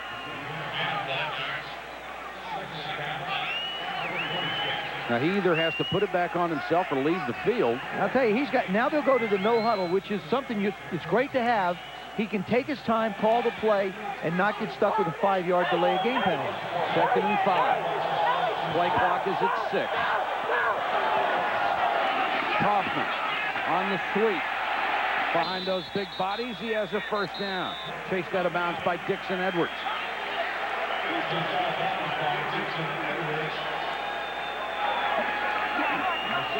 It's been raining for about a day and a half, and it appears to be getting heavier again. The field has held up pretty well so far. I saw a couple animals on the freeway in twos. Is that any indication of anything? Might be. This is the same storm that put 14 inches of rain on the Hawaiian Islands in the last 10 days. Hostetler calling the play at the line of scrimmage. Same play to Kaufman. It worked so well last time, they'll try it again. Same result. Mike, what you saw with Jeff Hostetler directing traffic up there, Mike White, his coach, told us that what he wanted to do with this no huddle, or the H-gun, as I like to call it, is he wanted to turn the game back over to the quarterback. They're the ones that see what's going on the field. They're the ones that are communicating with the players and getting the input.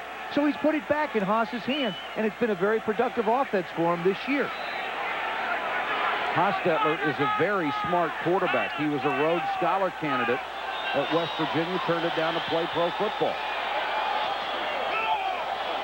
Kaufman on the draw, not this time. Hitting the backfield, dropped for a loss of a couple. Jeff Brady, the middle linebacker, was Dwayne Clemens and Harlan Barnett up from his safety spot. The defensive inclination when you're up against a spread offense like that is to play zone. That time Foge said, listen, I'm not going to sit here and let you just pound on us. I'm going to come after you a little bit. So that was really a run blitz more than anything else. 3rd and 5.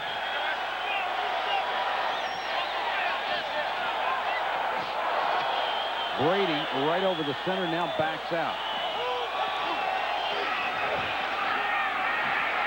Hostetler under pressure, trying to throw it. Brady right in the face of the intended receiver, Harvey Williams, and a flag comes down. I'll tell you, too, that was a great job by Jeff Hostetler just to get the ball out there. He saw Williams was ahead of Brady. He just hung it up. Terrific job of just getting the ball out of the pocket. Pass interference, number 50, defense. Automatic 1st down.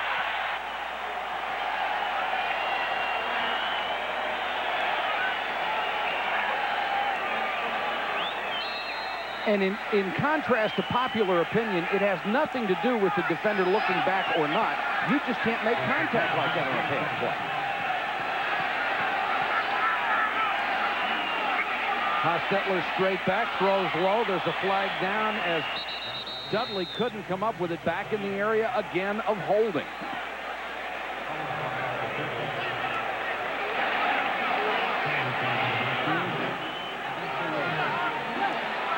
And Mike White can only shake his head. Here we go again. And Bob McElwee has been real quick tonight with those, hasn't he? Holding, 75, offense, 10 yards, 1st down. That's Pat Harlow, the big right tackle they traded for with New England. Marvin Harrison, number 91. Excuse me, Martin Harrison comes outside real quick. Now, boom, inside.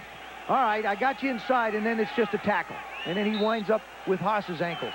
Really, that's the first flag on the Raiders since the 2nd quarter. They didn't have any in the 3rd period, but it's a big one because it makes it 1st and 20 for Hostetler. Draw play, Kaufman. Boy, did he fly through that hole across midfield. Harlan Barnett with another tackle. Edwards in there again. 15 carries, 53 yards. for Napoleon Kaufman, but the Raiders have not done what they said they were going to do and come out and pound the ball. No, they haven't. And I think that, you know, they wind up with the long yardage situations, and you can't do that if you have 1st and 20 all the time. 2nd and 14. Hostetler flushed. Throws just before he's taken down. Incomplete. It'll be 3rd and long. A pair of in-state college football rivalries Saturday beginning at 12:30 with BYU taking on Utah. Then at 7:30, perhaps the most intense rivalry of them all, the Auburn Tigers meet the Crimson Tide of Alabama. As usual, it starts with game day at 11:30. Winding down in the college season and entering the last third of the pro season here. Plus Lou Holtz with some kind of an announcement coming up in the next couple weeks, I think. 3rd and long for Hostetler. Under pressure again, can't find anybody, then dumps it off. Williams will be a couple of yards shy of a 1st down. And you've got to credit the Minnesota secondary. The times that Hostetler has had good protection, he just hasn't been able to find anyone. And he's done a terrific job of trying to move around to make plays. Raider fans want him to go for it. Of course, the fans always want him to go for it. One of the Vikings is down. Mike White can't get caught up in the emotion of this football game. I think his defense has played pretty well. Everybody says, go for it, go for it, go for it. I mean, you got 10 minutes to go in the game. I'd kick it, Mike. I wouldn't go for it. The fans don't have contracts. I know, and see, the thing is, too, is the fans don't have to win this game. All they have to do is show up here. Jeff Brady is the injured player, the middle linebacker. There he is, number 50. Now, he just gets bent backwards. A lot of times that's a hit from one of your own players hitting you. Got his left leg caught underneath him. Brady, really quite a story. He has signed 6 different times. He keeps going from ball club to ball club, and said he thought if he ever got a chance to play middle linebacker, he could really make an impact. And when Jack Del Rio was hurt last year, he did make an impact as the middle linebacker. And Foge Fazio, when he was with the Jets, he wanted him 4 years ago. He felt that this guy could be a good middle linebacker for him. Now he's finally got a chance to work with him.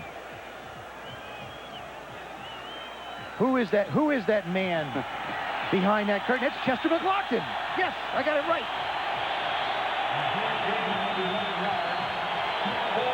Brady being helped to his feet. It's 4th and 3. No sign of the punt team.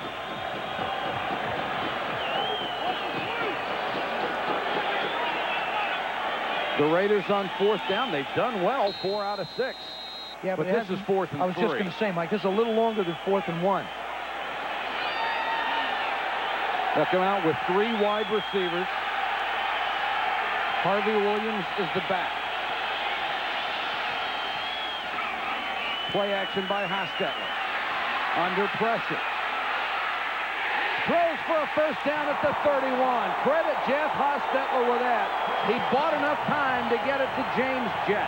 I'll tell you, Minnesota had it defensed perfectly, but he couldn't make the play. Haas again coming up with a big play for this offense. Here comes the rush from outside. Jeff just eludes him. Good job by Jett, just sitting down in a place where Haas could find him. Napoleon Kaufman back in on 1st and 10. Clock running, 9:55 left in the game. Hostetler throws short to Tim Brown, and that ball took a long time to get there. Sean Van Horst made the tackle. One more step, he's got a shot at a pick.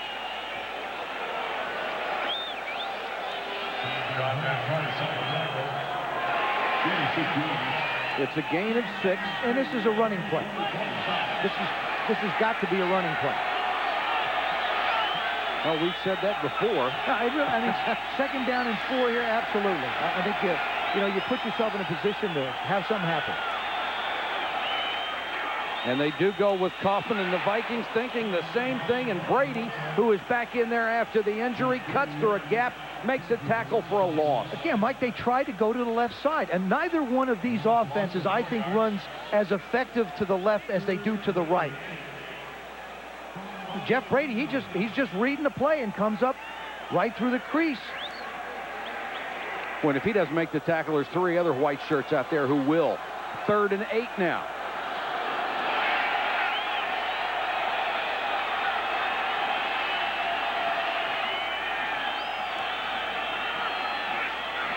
Here comes the blitz. Hostetler somehow gets away, trying to run for it. You see how strong Hostetler is? He's just dragging tacklers with him. Looks like he's a yard shy. Will they go for it again? Well, hey, you went for it at the 40. I think what you do now is you could kick the field goal. It's 4th down and 3. I think you're certainly in a place where you can get the 3 points, but it looks like Mike White has cast all caution to the wind. 4th down, a short 2. Dudley and Glover in there as tight ends. Now Glover runs off. He is confused about the formation, wants to send Hobbs back out, and they have to burn the timeout. 7:53 to go in the game. Back to Oakland in a moment.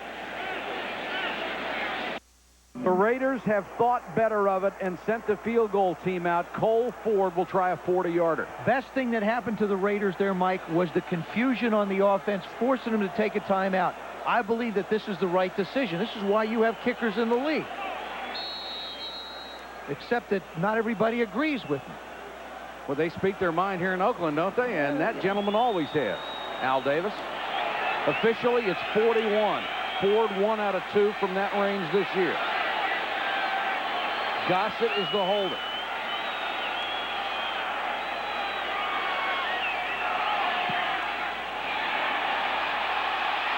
And Ford silences the critics, and the Raiders have come back to tie it at 13.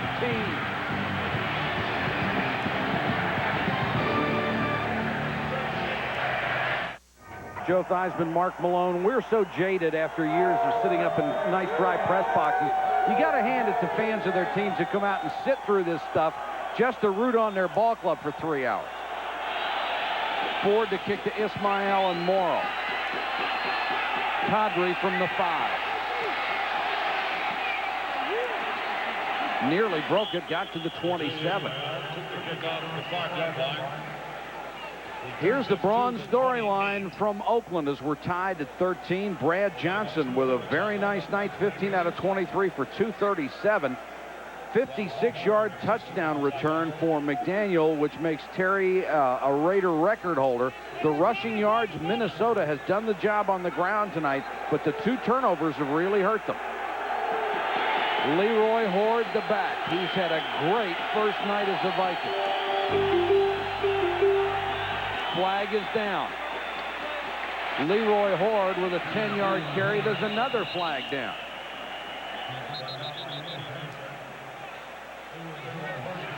This is going to be the Raiders offside. Lined up in the neutral zone. USA Today said it best. Only the Klingons violate the neutral zone more than the Raiders do. Mike White does not like it.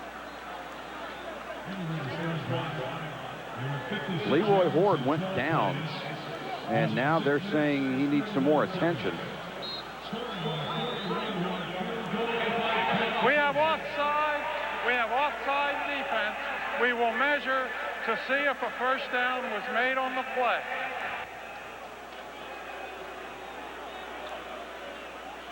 The Horde got nearly 10 yards. So if it's not a first down, they would have either second or inches or 1st and 5 if they choose to take the 5-yard walk-off.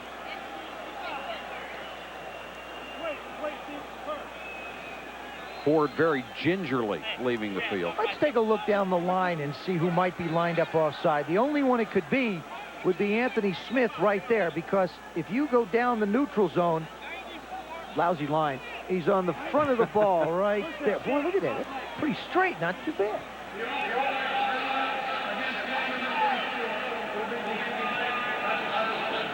Yep, penalty is declined. I would think they would have declined it anyway. 2nd and inches is better than 1st and 5. Yes. Leroy Horde, 16 carries, 91 yards. He's done exactly what Dennis Green hoped he would do in this offense. And now Horde will get a breather as he was shaken on the last play. Look at the numbers on Horde. 90 yards for the night. Scotty Graham replaces him on 1st and 10. Graham will get the carry. Scotty Graham running hard and dragging tacklers out to the 43. Greg Beekert made the stop. Scotty Graham had some big games as they work on Horde when he replaced Robert Smith initially when Smith was hurt. Called him back from working in a pharmacy. Well, what he does, what Scotty Graham gives you is a different type of a back. He's like a bowling ball. He's just going to keep on rolling in there. Leroy Horde is going to make some people miss and probably gain more yards. But Scotty's doing a good job. 2nd and 4. Graham again. Lowers his head, got maybe a half a yard as the Raiders weren't buying at that time. Big 3rd down here for both teams. If Minnesota can convert with 6:20 to go in the 4th quarter, that means they're able to burn at least another 2.5, 3 minutes off the clock. If the Raiders can stop them, they'll get the ball back and really take control of this 4th quarter. Rain subsiding a little bit more, make it a little easier to work on the field. 3rd and 4. Amp Lee is the running back.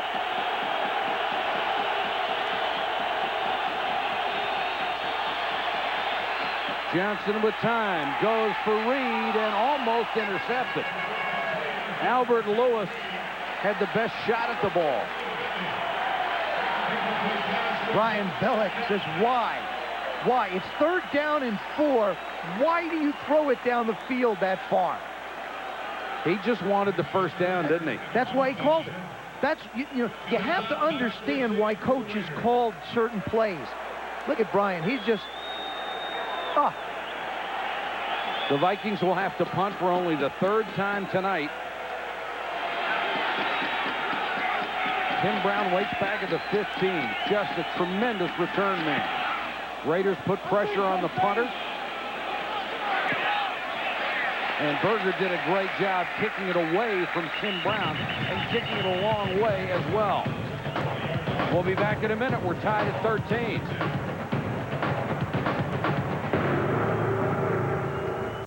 Another day on the job. Back to Oakland. Oakland Raiders defensive back Terry McDaniel in our Packard Bell spotlight. He's been involved in both scoring plays, and it's been his technique that's been the difference. When he's played press right here against Jake Reed, they beat him for the big play. It's 3rd and 9. They pick up 28. Now, the big touchdown. Again, physical, can't stay with the big receiver. That one for 82. When he has played off and settled and driven on the ball, that is the result. An interception for a touchdown. Mike?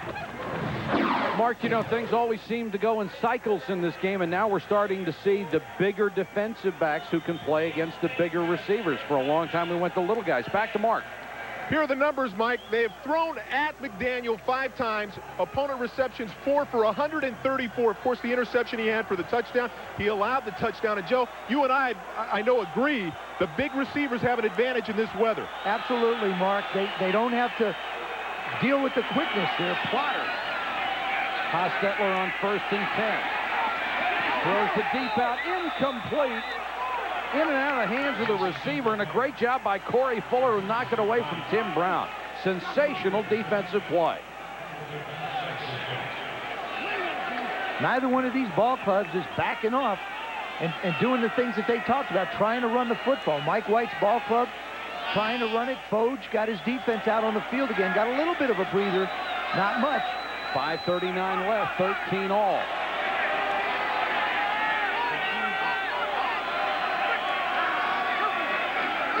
Kaufman on 2nd and 10. Ouch, right in the hole. Dixon Edwards got him in the backfield. Nice play by Edwards. And that's what this defense is designed to do. The front 4 gets penetration, the linebackers flow and fill. That was a well-executed defensive play. The problem that this defense has had is guys have been trying to make individual plays. They've been getting blocked on the backside, both the linebackers and the ends, and they're not coordinated. On this particular play, you saw great coordination by the linebacker and the defensive end. And they haven't given up the huge cutback play, which has hurt them lately. 3rd and 10 here. The Raiders trying not to go 3 and out. Hostetler throws. That one's going to be intercepted. Picked off by Orlando Thomas. Orlando Thomas with his 3rd of the year. Remember, this is the guy who led the NFL in interceptions last year, and Hostetler would love to have that one back. You know, Mike, Haas, the ball slides out of his hand and slips and gets away from him. That's one thing, but I don't understand Orlando Thomas just jogging out of bounds. This is not the end of the football game. There he is in the middle. Haas is trying to get the ball to somebody crossing. It doesn't happen. But watch this after he makes the interception. All right, he's got the football. Now go make a play. Help your team out. Help your team out. Cut back. Where are you going? What is this? Jogging out of bounds. I don't get it. Scotty Graham is Horde apparently. Been a much more discipline-free safety this year. Last year led the league with 9 interceptions. Has a lot fewer mental mistakes, only 2. That was his 3rd of this season. But on that particular play, I mean, I always felt like if I got the ball in my hand, I got to try and score. You know, he just sort of ran on out of bounds. 2nd and 8. Time now really a factor. Horde is back in there. Leroy Horde, who has certainly earned his keep tonight, stood up at the line of scrimmage. Gang tackled by the Raiders. Mike Morton led the way. Lance Johnstone was right there, too. Under Dennis Green, this has been the most opportunistic defense in the NFL. 112 interceptions among the 175 takeaways, and they have had stretches where they score more than the offense does. Exactly, and what it is if that defense is rested, like they haven't been lately, they can make plays like that. Very important here, Brad Johnson doesn't take a sack. 3rd and 7. Raiders show blitz, and here they come. Johnson throws it away. Smart play. There was a quarterback using his head. Makes the play, and what he did, you'll notice, he picked out right where the line of scrimmage was to get rid of the football. I don't think he's done anything to please Brian Billick yet, though. I got to be honest with you. Sisson will come on to try to give the Vikings the lead. Only 3:25 left in the game. He's been good from short range, 22 and 25. This one is 38 off a sloppy field.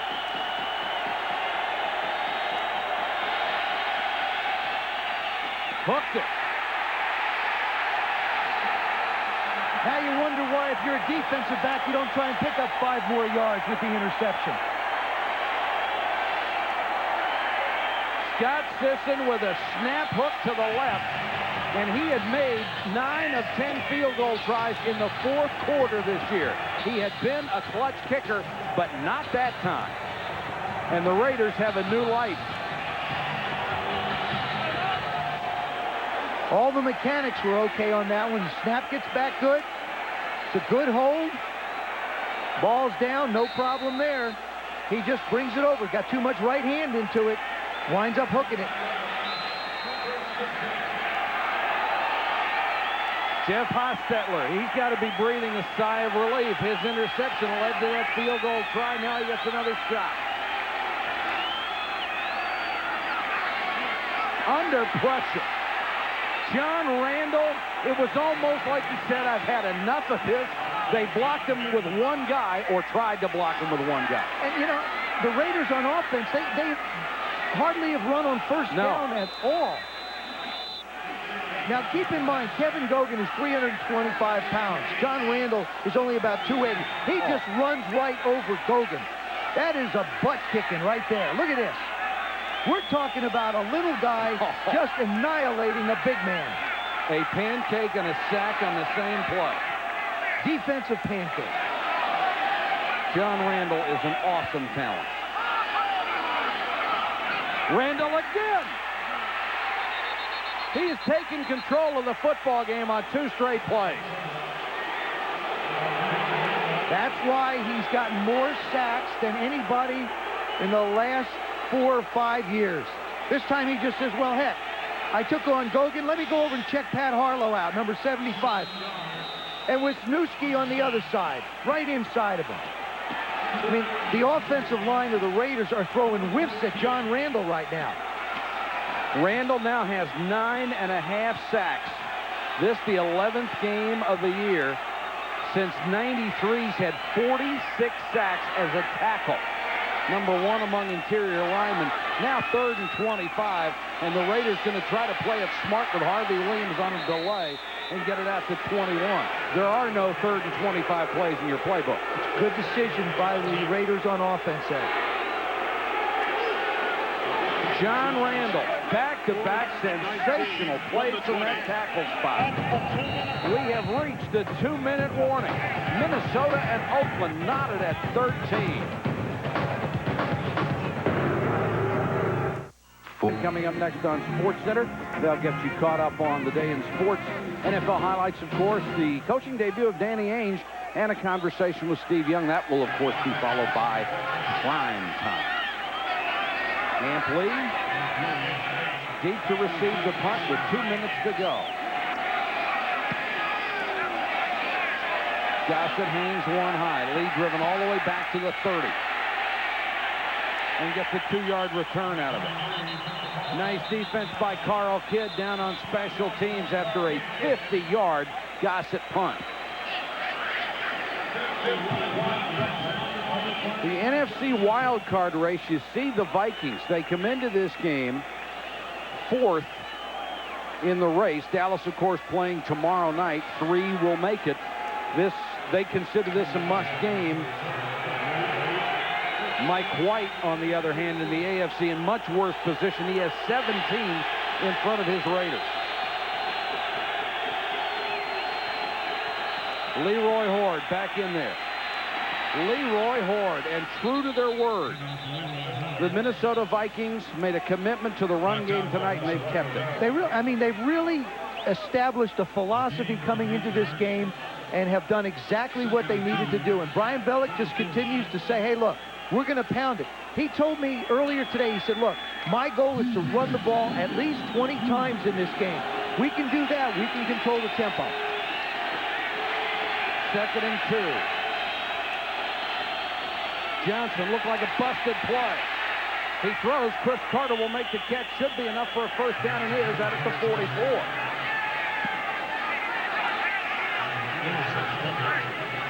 Chris Carter with a big catch. Leroy Horde's got to be thinking, hey, this is my 3rd team. I found a home. But I'll tell you how amazing that play was, Mike. That was supposed to be a run. And Brad Johnson went the wrong way. And Chris Carter was so smart and stayed alert and didn't give up. He gave him a place to throw the football for the first down. Chris Carter isn't going to miss a thing. Time a real factor here, though. The Vikings have to hurry it up a little bit. Johnson under pressure, throws to Cadre at the 50.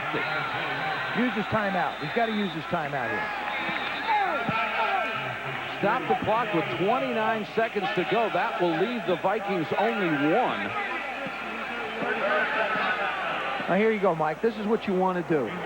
You want to try and complete the ball in the middle of the football field for about 15 yards. That's what you're looking for. The middle, because it should be open. Because it should be open. They're going to take away the perimeters because they don't want you to get out of bounds and stop the clock. So the middle of the football field should be open somewhere around 12 to 15 yards. You do that, you race up, you spike the ball. You save your timeout.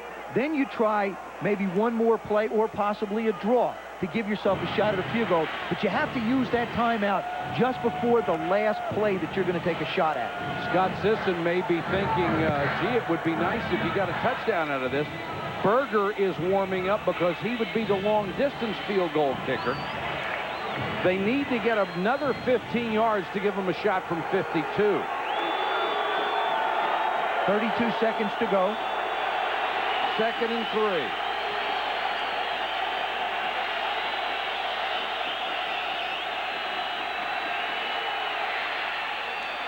Johnson just floated that one out there for Carter. That had nothing on it at all. Carter was wide open, but the pass allowed Albert Lewis to get over there and knock it away. Badly thrown ball. Now, Brian Bellick is going to call a play for him to convert this third down. But this ball hangs way in the air a long, long time. Albert Lewis doesn't even see it coming. He just had to try and get to Chris Carter.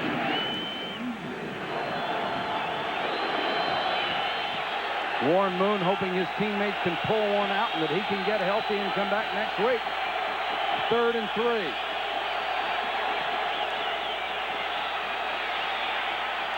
Johnson over the middle, knocked away and nearly intercepted. Terry McDaniel with an outstanding defensive play to knock it away from Jake Reed, and one of the Raiders is hurt on the play. That's Eddie Anderson, who nearly had a shot at the interception.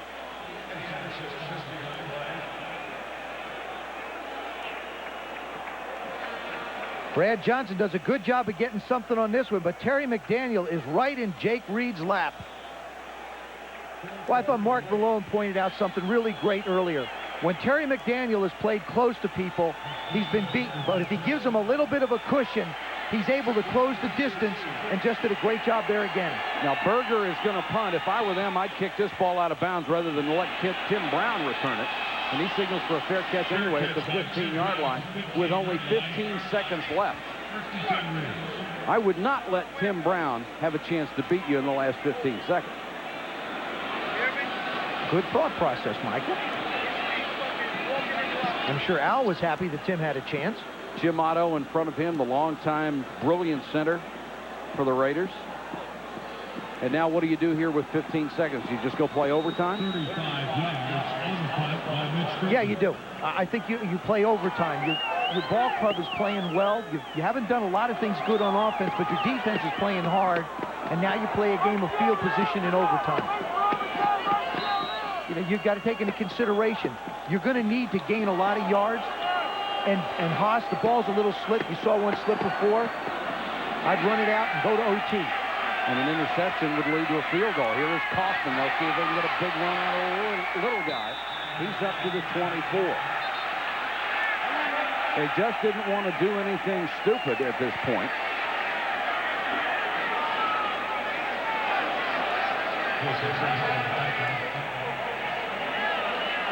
The Raiders have used a timeout, and Jeff Hostetler saying, hey, I didn't call timeout. That's exactly right. And Mike White was looking quizzically like, we called a timeout? Why? Well, Bob McElwee wanted him to have one. And I think there's very little doubt what they'll do now with 7 seconds left. They were actually going to do it anyway. Yeah.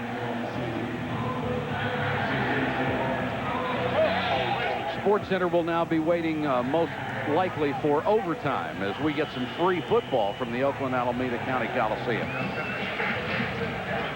Had 3 overtime games a week ago. This is the first one of this week.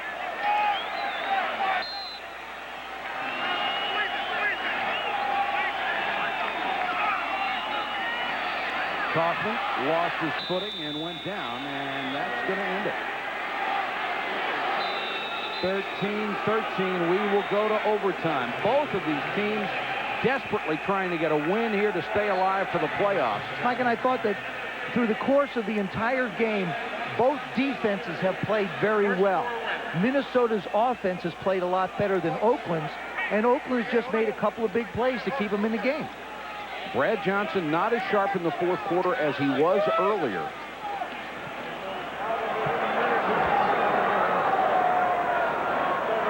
The one thing you mentioned before, I think, is a big factor that is often overlooked. A wet football is not the easiest thing to throw. No, and as the game goes on, it gets heavier and heavier, and it gets little mud spots on it. It gets slicker and slicker. Gentlemen, you're the visitors. Please call it while it's in the air. Who's going to call the toss? This gentleman. Please call it in the air. Heads, he says. Heads, he says. It is a tail. Oakland has won the toss and they want the ball. You want to defend this score. Okay. Oakland receives this end. The Raiders will have the football as we start overtime from Oakland when we come back.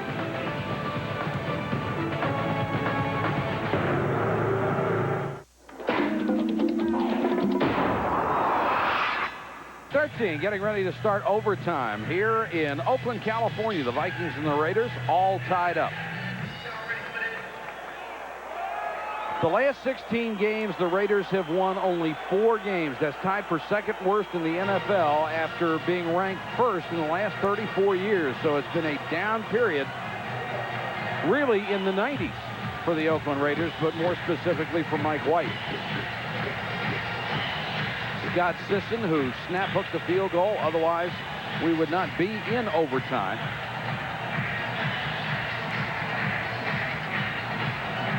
And he would love a chance for redemption. That's Napoleon Kaufman. He's back with Carl Kidd. Berger will kick it off. He's done a great job on kickoffs tonight. And this definitely becomes a field position worn out. Yeah, and I think on offense, the Raiders, Mike, have got to try and get the ball to Tim Brown somehow. He's their big playmaker. He's the guy that makes things happen.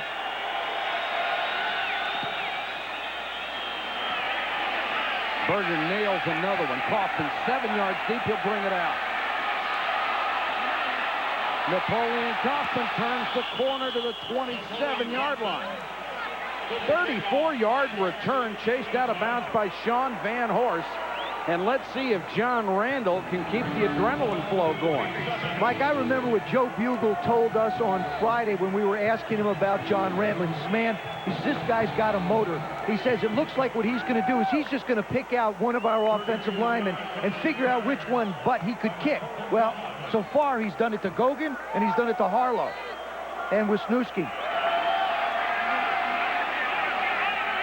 Kaufman and Williams are in there together on 1st and 10.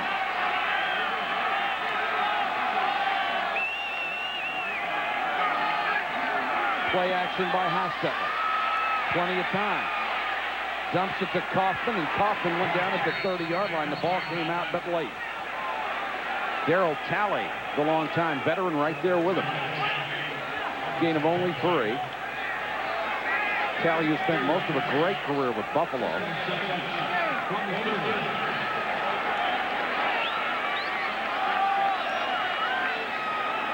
Of course, now's the time when I think the Minnesota Vikings have to be a little concerned about the fatigue of that defense. You know, they've been worn out in 4 quarters, and now we're going to a 5th.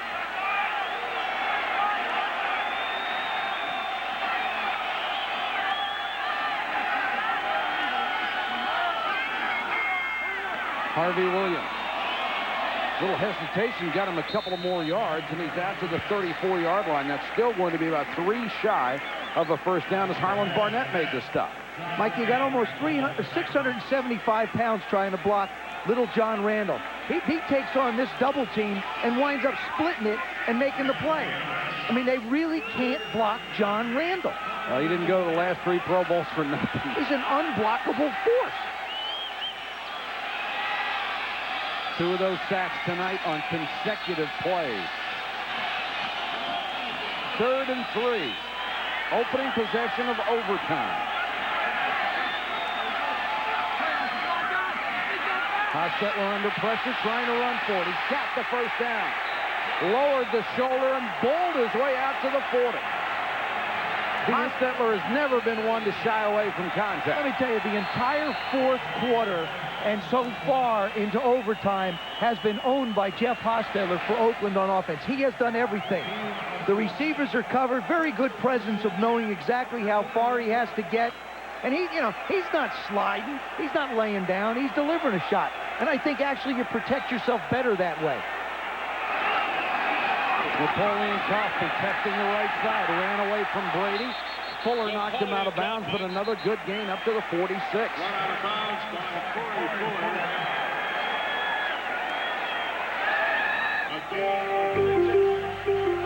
Brad Johnson just saying, hey, just stop him, guys. Give me a chance. That's all. When you're a quarterback in this situation, all you want is a chance to get out there. Sports Center coming up right after our overtime period here at Oakland. Playoff chances hanging in the balance for both ball clubs. Jason Fisk, who's had a big game tonight.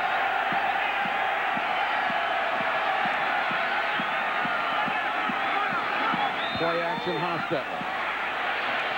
rifles this one, but too low for Brown. Fuller was out there in coverage.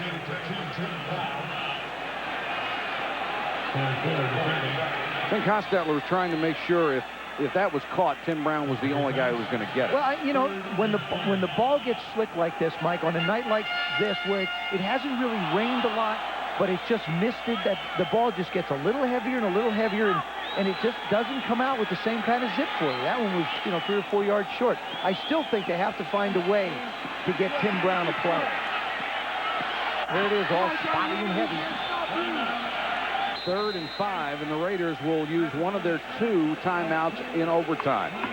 Hostetler will go to the sideline to talk it over. We're in overtime, tied at 13. 13-13, 3rd down, big play for both coaches. Yeah, and if I was Dennis Green, I would go after Jeff Hostetler. And if I was Mike White, I'd be ready for the blitz, because Haas has done nothing but make play after play, dancing around, whether it's scrambling for the first down or if it's maneuvering to make a throw.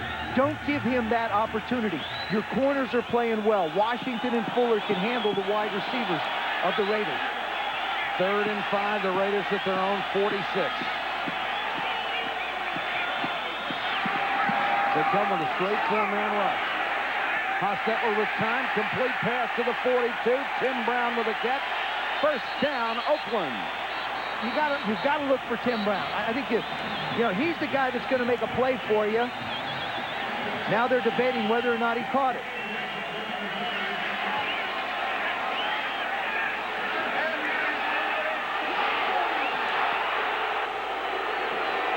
They're saying it hit the ground. Tim Brown visibly upset. Take a look-see. You know it's coming in low. I think he cradled it. I think he caught it. I think it started to sneak out, but he managed to cradle it. Well, that was a quick angle there. He had his hands under it. If the ball doesn't touch the ground, it's a catch. And it appeared he kept it off the turf. And now the Raiders, instead of having a first down in Viking territory, will have to punt. Gossett hangs a beauty up there for Amp Lee. Makes the fair catch out at the 16.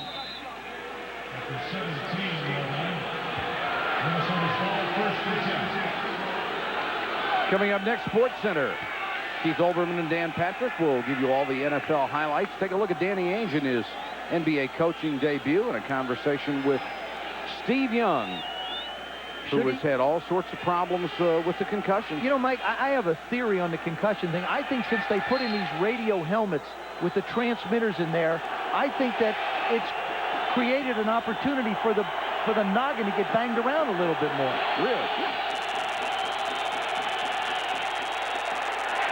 Johnson gets it out to Carter, trying to make a play, gets up to the 26-yard line, about a yard shy of a first down. Mike Jones made the tackle. Boy, there was a case of Chris Carter just coming back for the football. He came back and just snatched that thing out of the air. He was not going to allow Terry McDaniel or Albert Lewis to come up and make a play. Watch him come back for the ball. Look at this. That's how you go after a football. No way a defensive back's going to make a play on you that way. 2nd and 1.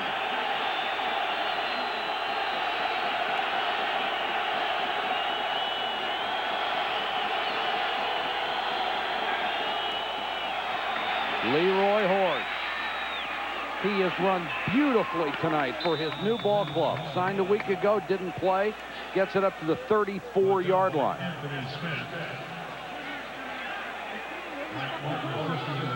And Anthony Smith appears to be injured on the play.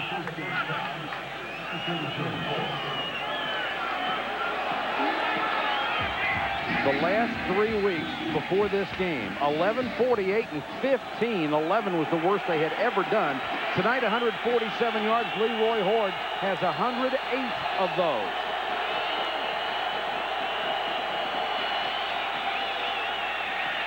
Ford again. Not much room to run. Beaker trying to rip the ball away from him. Mike Jones made the tackle. Good patient job of running.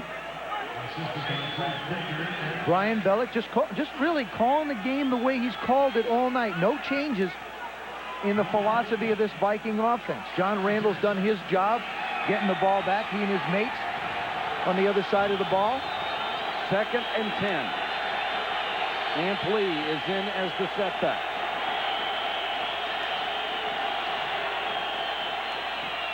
Quick pass to the big tight end, Andrew Jordan. Oh, Brad Johnson with a quick set just snapped one to Jordan, who's 6'4", 254. Well, there's a case where you get the linebacker covering at the end and you get a free release and he doesn't get to the safety for a while. He just bangs it right to him. Good read by Brad Johnson. Saw the blitz coming from the outside, got the ball off real quick. Jordan, who played so well as a rookie, really hasn't stepped his game up beyond that.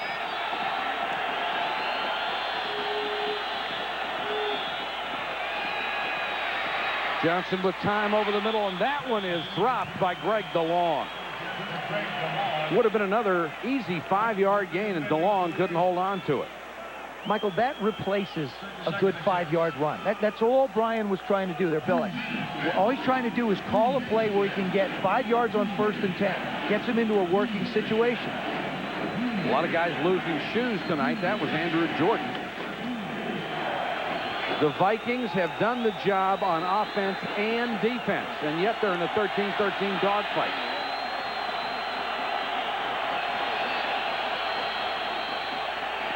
Scotty Graham. Scotty Graham breaking tackles. 1st down to the Raider 42. Boy, did he get some sensational blocking up front. And that is a changeup for Minnesota on offense. Normally in 2nd and long, they'd want to throw the ball down the field. Now what they do is they commit themselves to running the football and they pick up a key 1st down. Coming at you down on the lower left side. Good job by Stussy and McDaniel just turning out. Stussy just burying Swilling. And Scotty Graham doing what he's doing. It looked like Randall McDaniel just caved in Chester McLaughlin.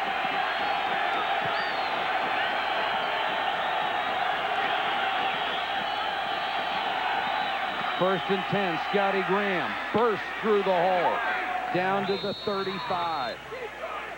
The Vikings now in very long field goal range.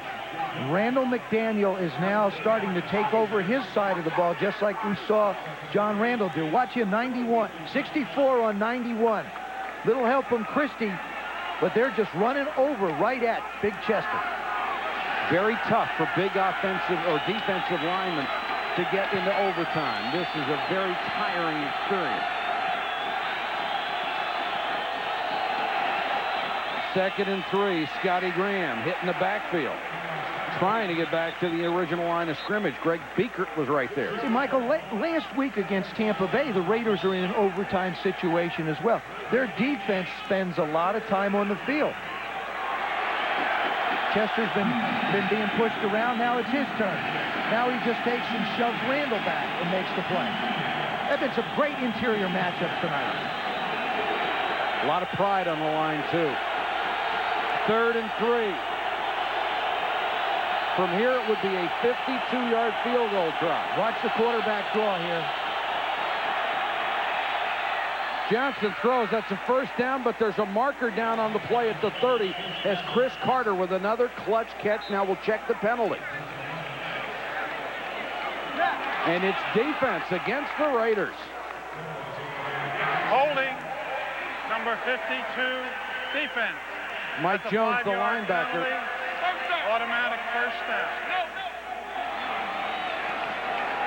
A fresh set of downs for the Minnesota Vikings. The reception is about the same distance. Play gets them more than 5 yards. 1st down. The penalty would have given them about 5 yards. The play gave them about 6. Yeah. Scott Sisson, who is 2 of 3 tonight, with a chance to be a hero, possibly in overtime. Spotted at the 28. That's a 45-yard field goal try from that spot. Scotty Graham, the deep back.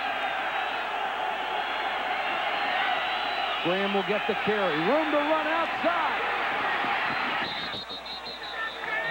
Scotty Graham just took off on that run, and there was not a soul outside left end. What both he and Leroy Horde have done is they've done a terrific job of being patient. They allow Andrew Jordan, number 89, and Todd Stussy, number 73, an opportunity to make their blocks, stay on their blocks, and then they accelerate outside. Boy, Swilling took a hard inside charge from his end spot and was blocked by Charles Evans. There was just nobody out there to contain the play. 2nd and 2. Raiders have to commit some people to blitz. They can't sit back and just get pushed around. Graham, and they did, and get Scotty Graham for a loss of maybe half a yard. Lance Johnstone, the rookie out of Temple, who even at 250 pounds done a nice job stopping the run. If I'm the Minnesota Vikings on offense right here, I don't lay down and just settle for a try at a field goal right here. I'm going to try and pick up a first down. The way I go about doing it is it's a speed, it's a sprint out by Brad Johnson. You get him away. If he has to run, he can get the first down. If not, you run a play action pass and try and get somebody in the flat. Just don't take a sack. Right. Instead, they go right up the middle, and that's going to be close to a first down. The marker right at the 18-yard line. And they'll bring in the sticks to measure with 5:24 to go in overtime. What do you think, Mike? I don't think he made it. I think he's a little short also. Now, that wasn't one of those quarterback sneaks where you try and just set up the field goal. He was going to try and go for the first down. Well, he's a pretty big guy, 6'5", 220. Well, we're both losing it. He got the first down. Not by a lot, though. So far, this has been a beautiful drive for the Vikings. 63 yards, 6 minutes and 17 seconds. And now they can get even closer for Scott Sisson.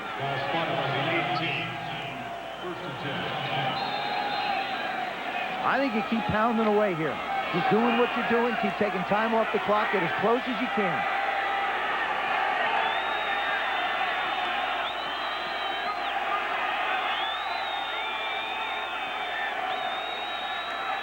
Graham cuts it back, dives to the 15. And you know the one thing you don't do as a quarterback, Mike?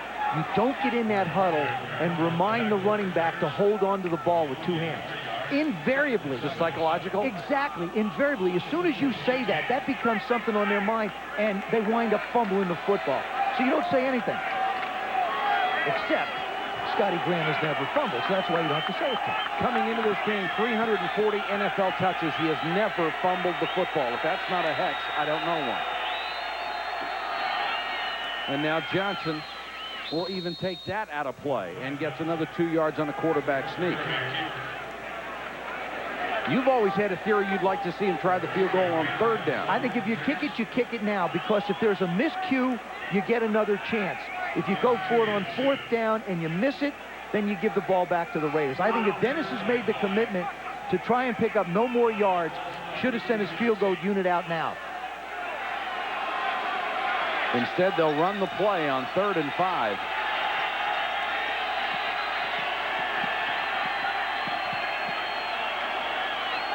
Graham, maybe a yard closer.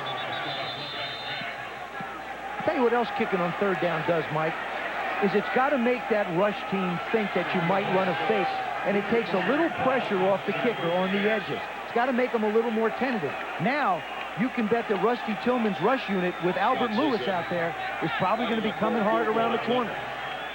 The story on Sisson, he has been good from 22 and 25. Snap hooked his left one from 38. This will be from 30 to win the game and take the Vikings to 6 and 5.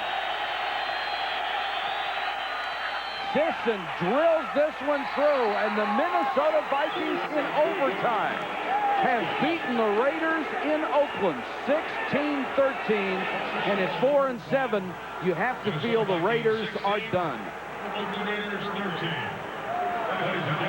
Mike, I think what we saw tonight is we saw the Minnesota Vikings do something that they knew they had to do. That was run the football and give their defense a rest.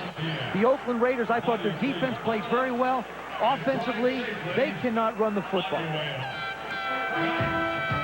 Our final score in overtime, the Vikings 16, the Raiders 13. Coming up next, Sports Center with Keith Olbermann and Dan Patrick. The top stories they'll be following, all the NFL action, the coaching debut of Danny Ainge, and our conversation with Steve Young.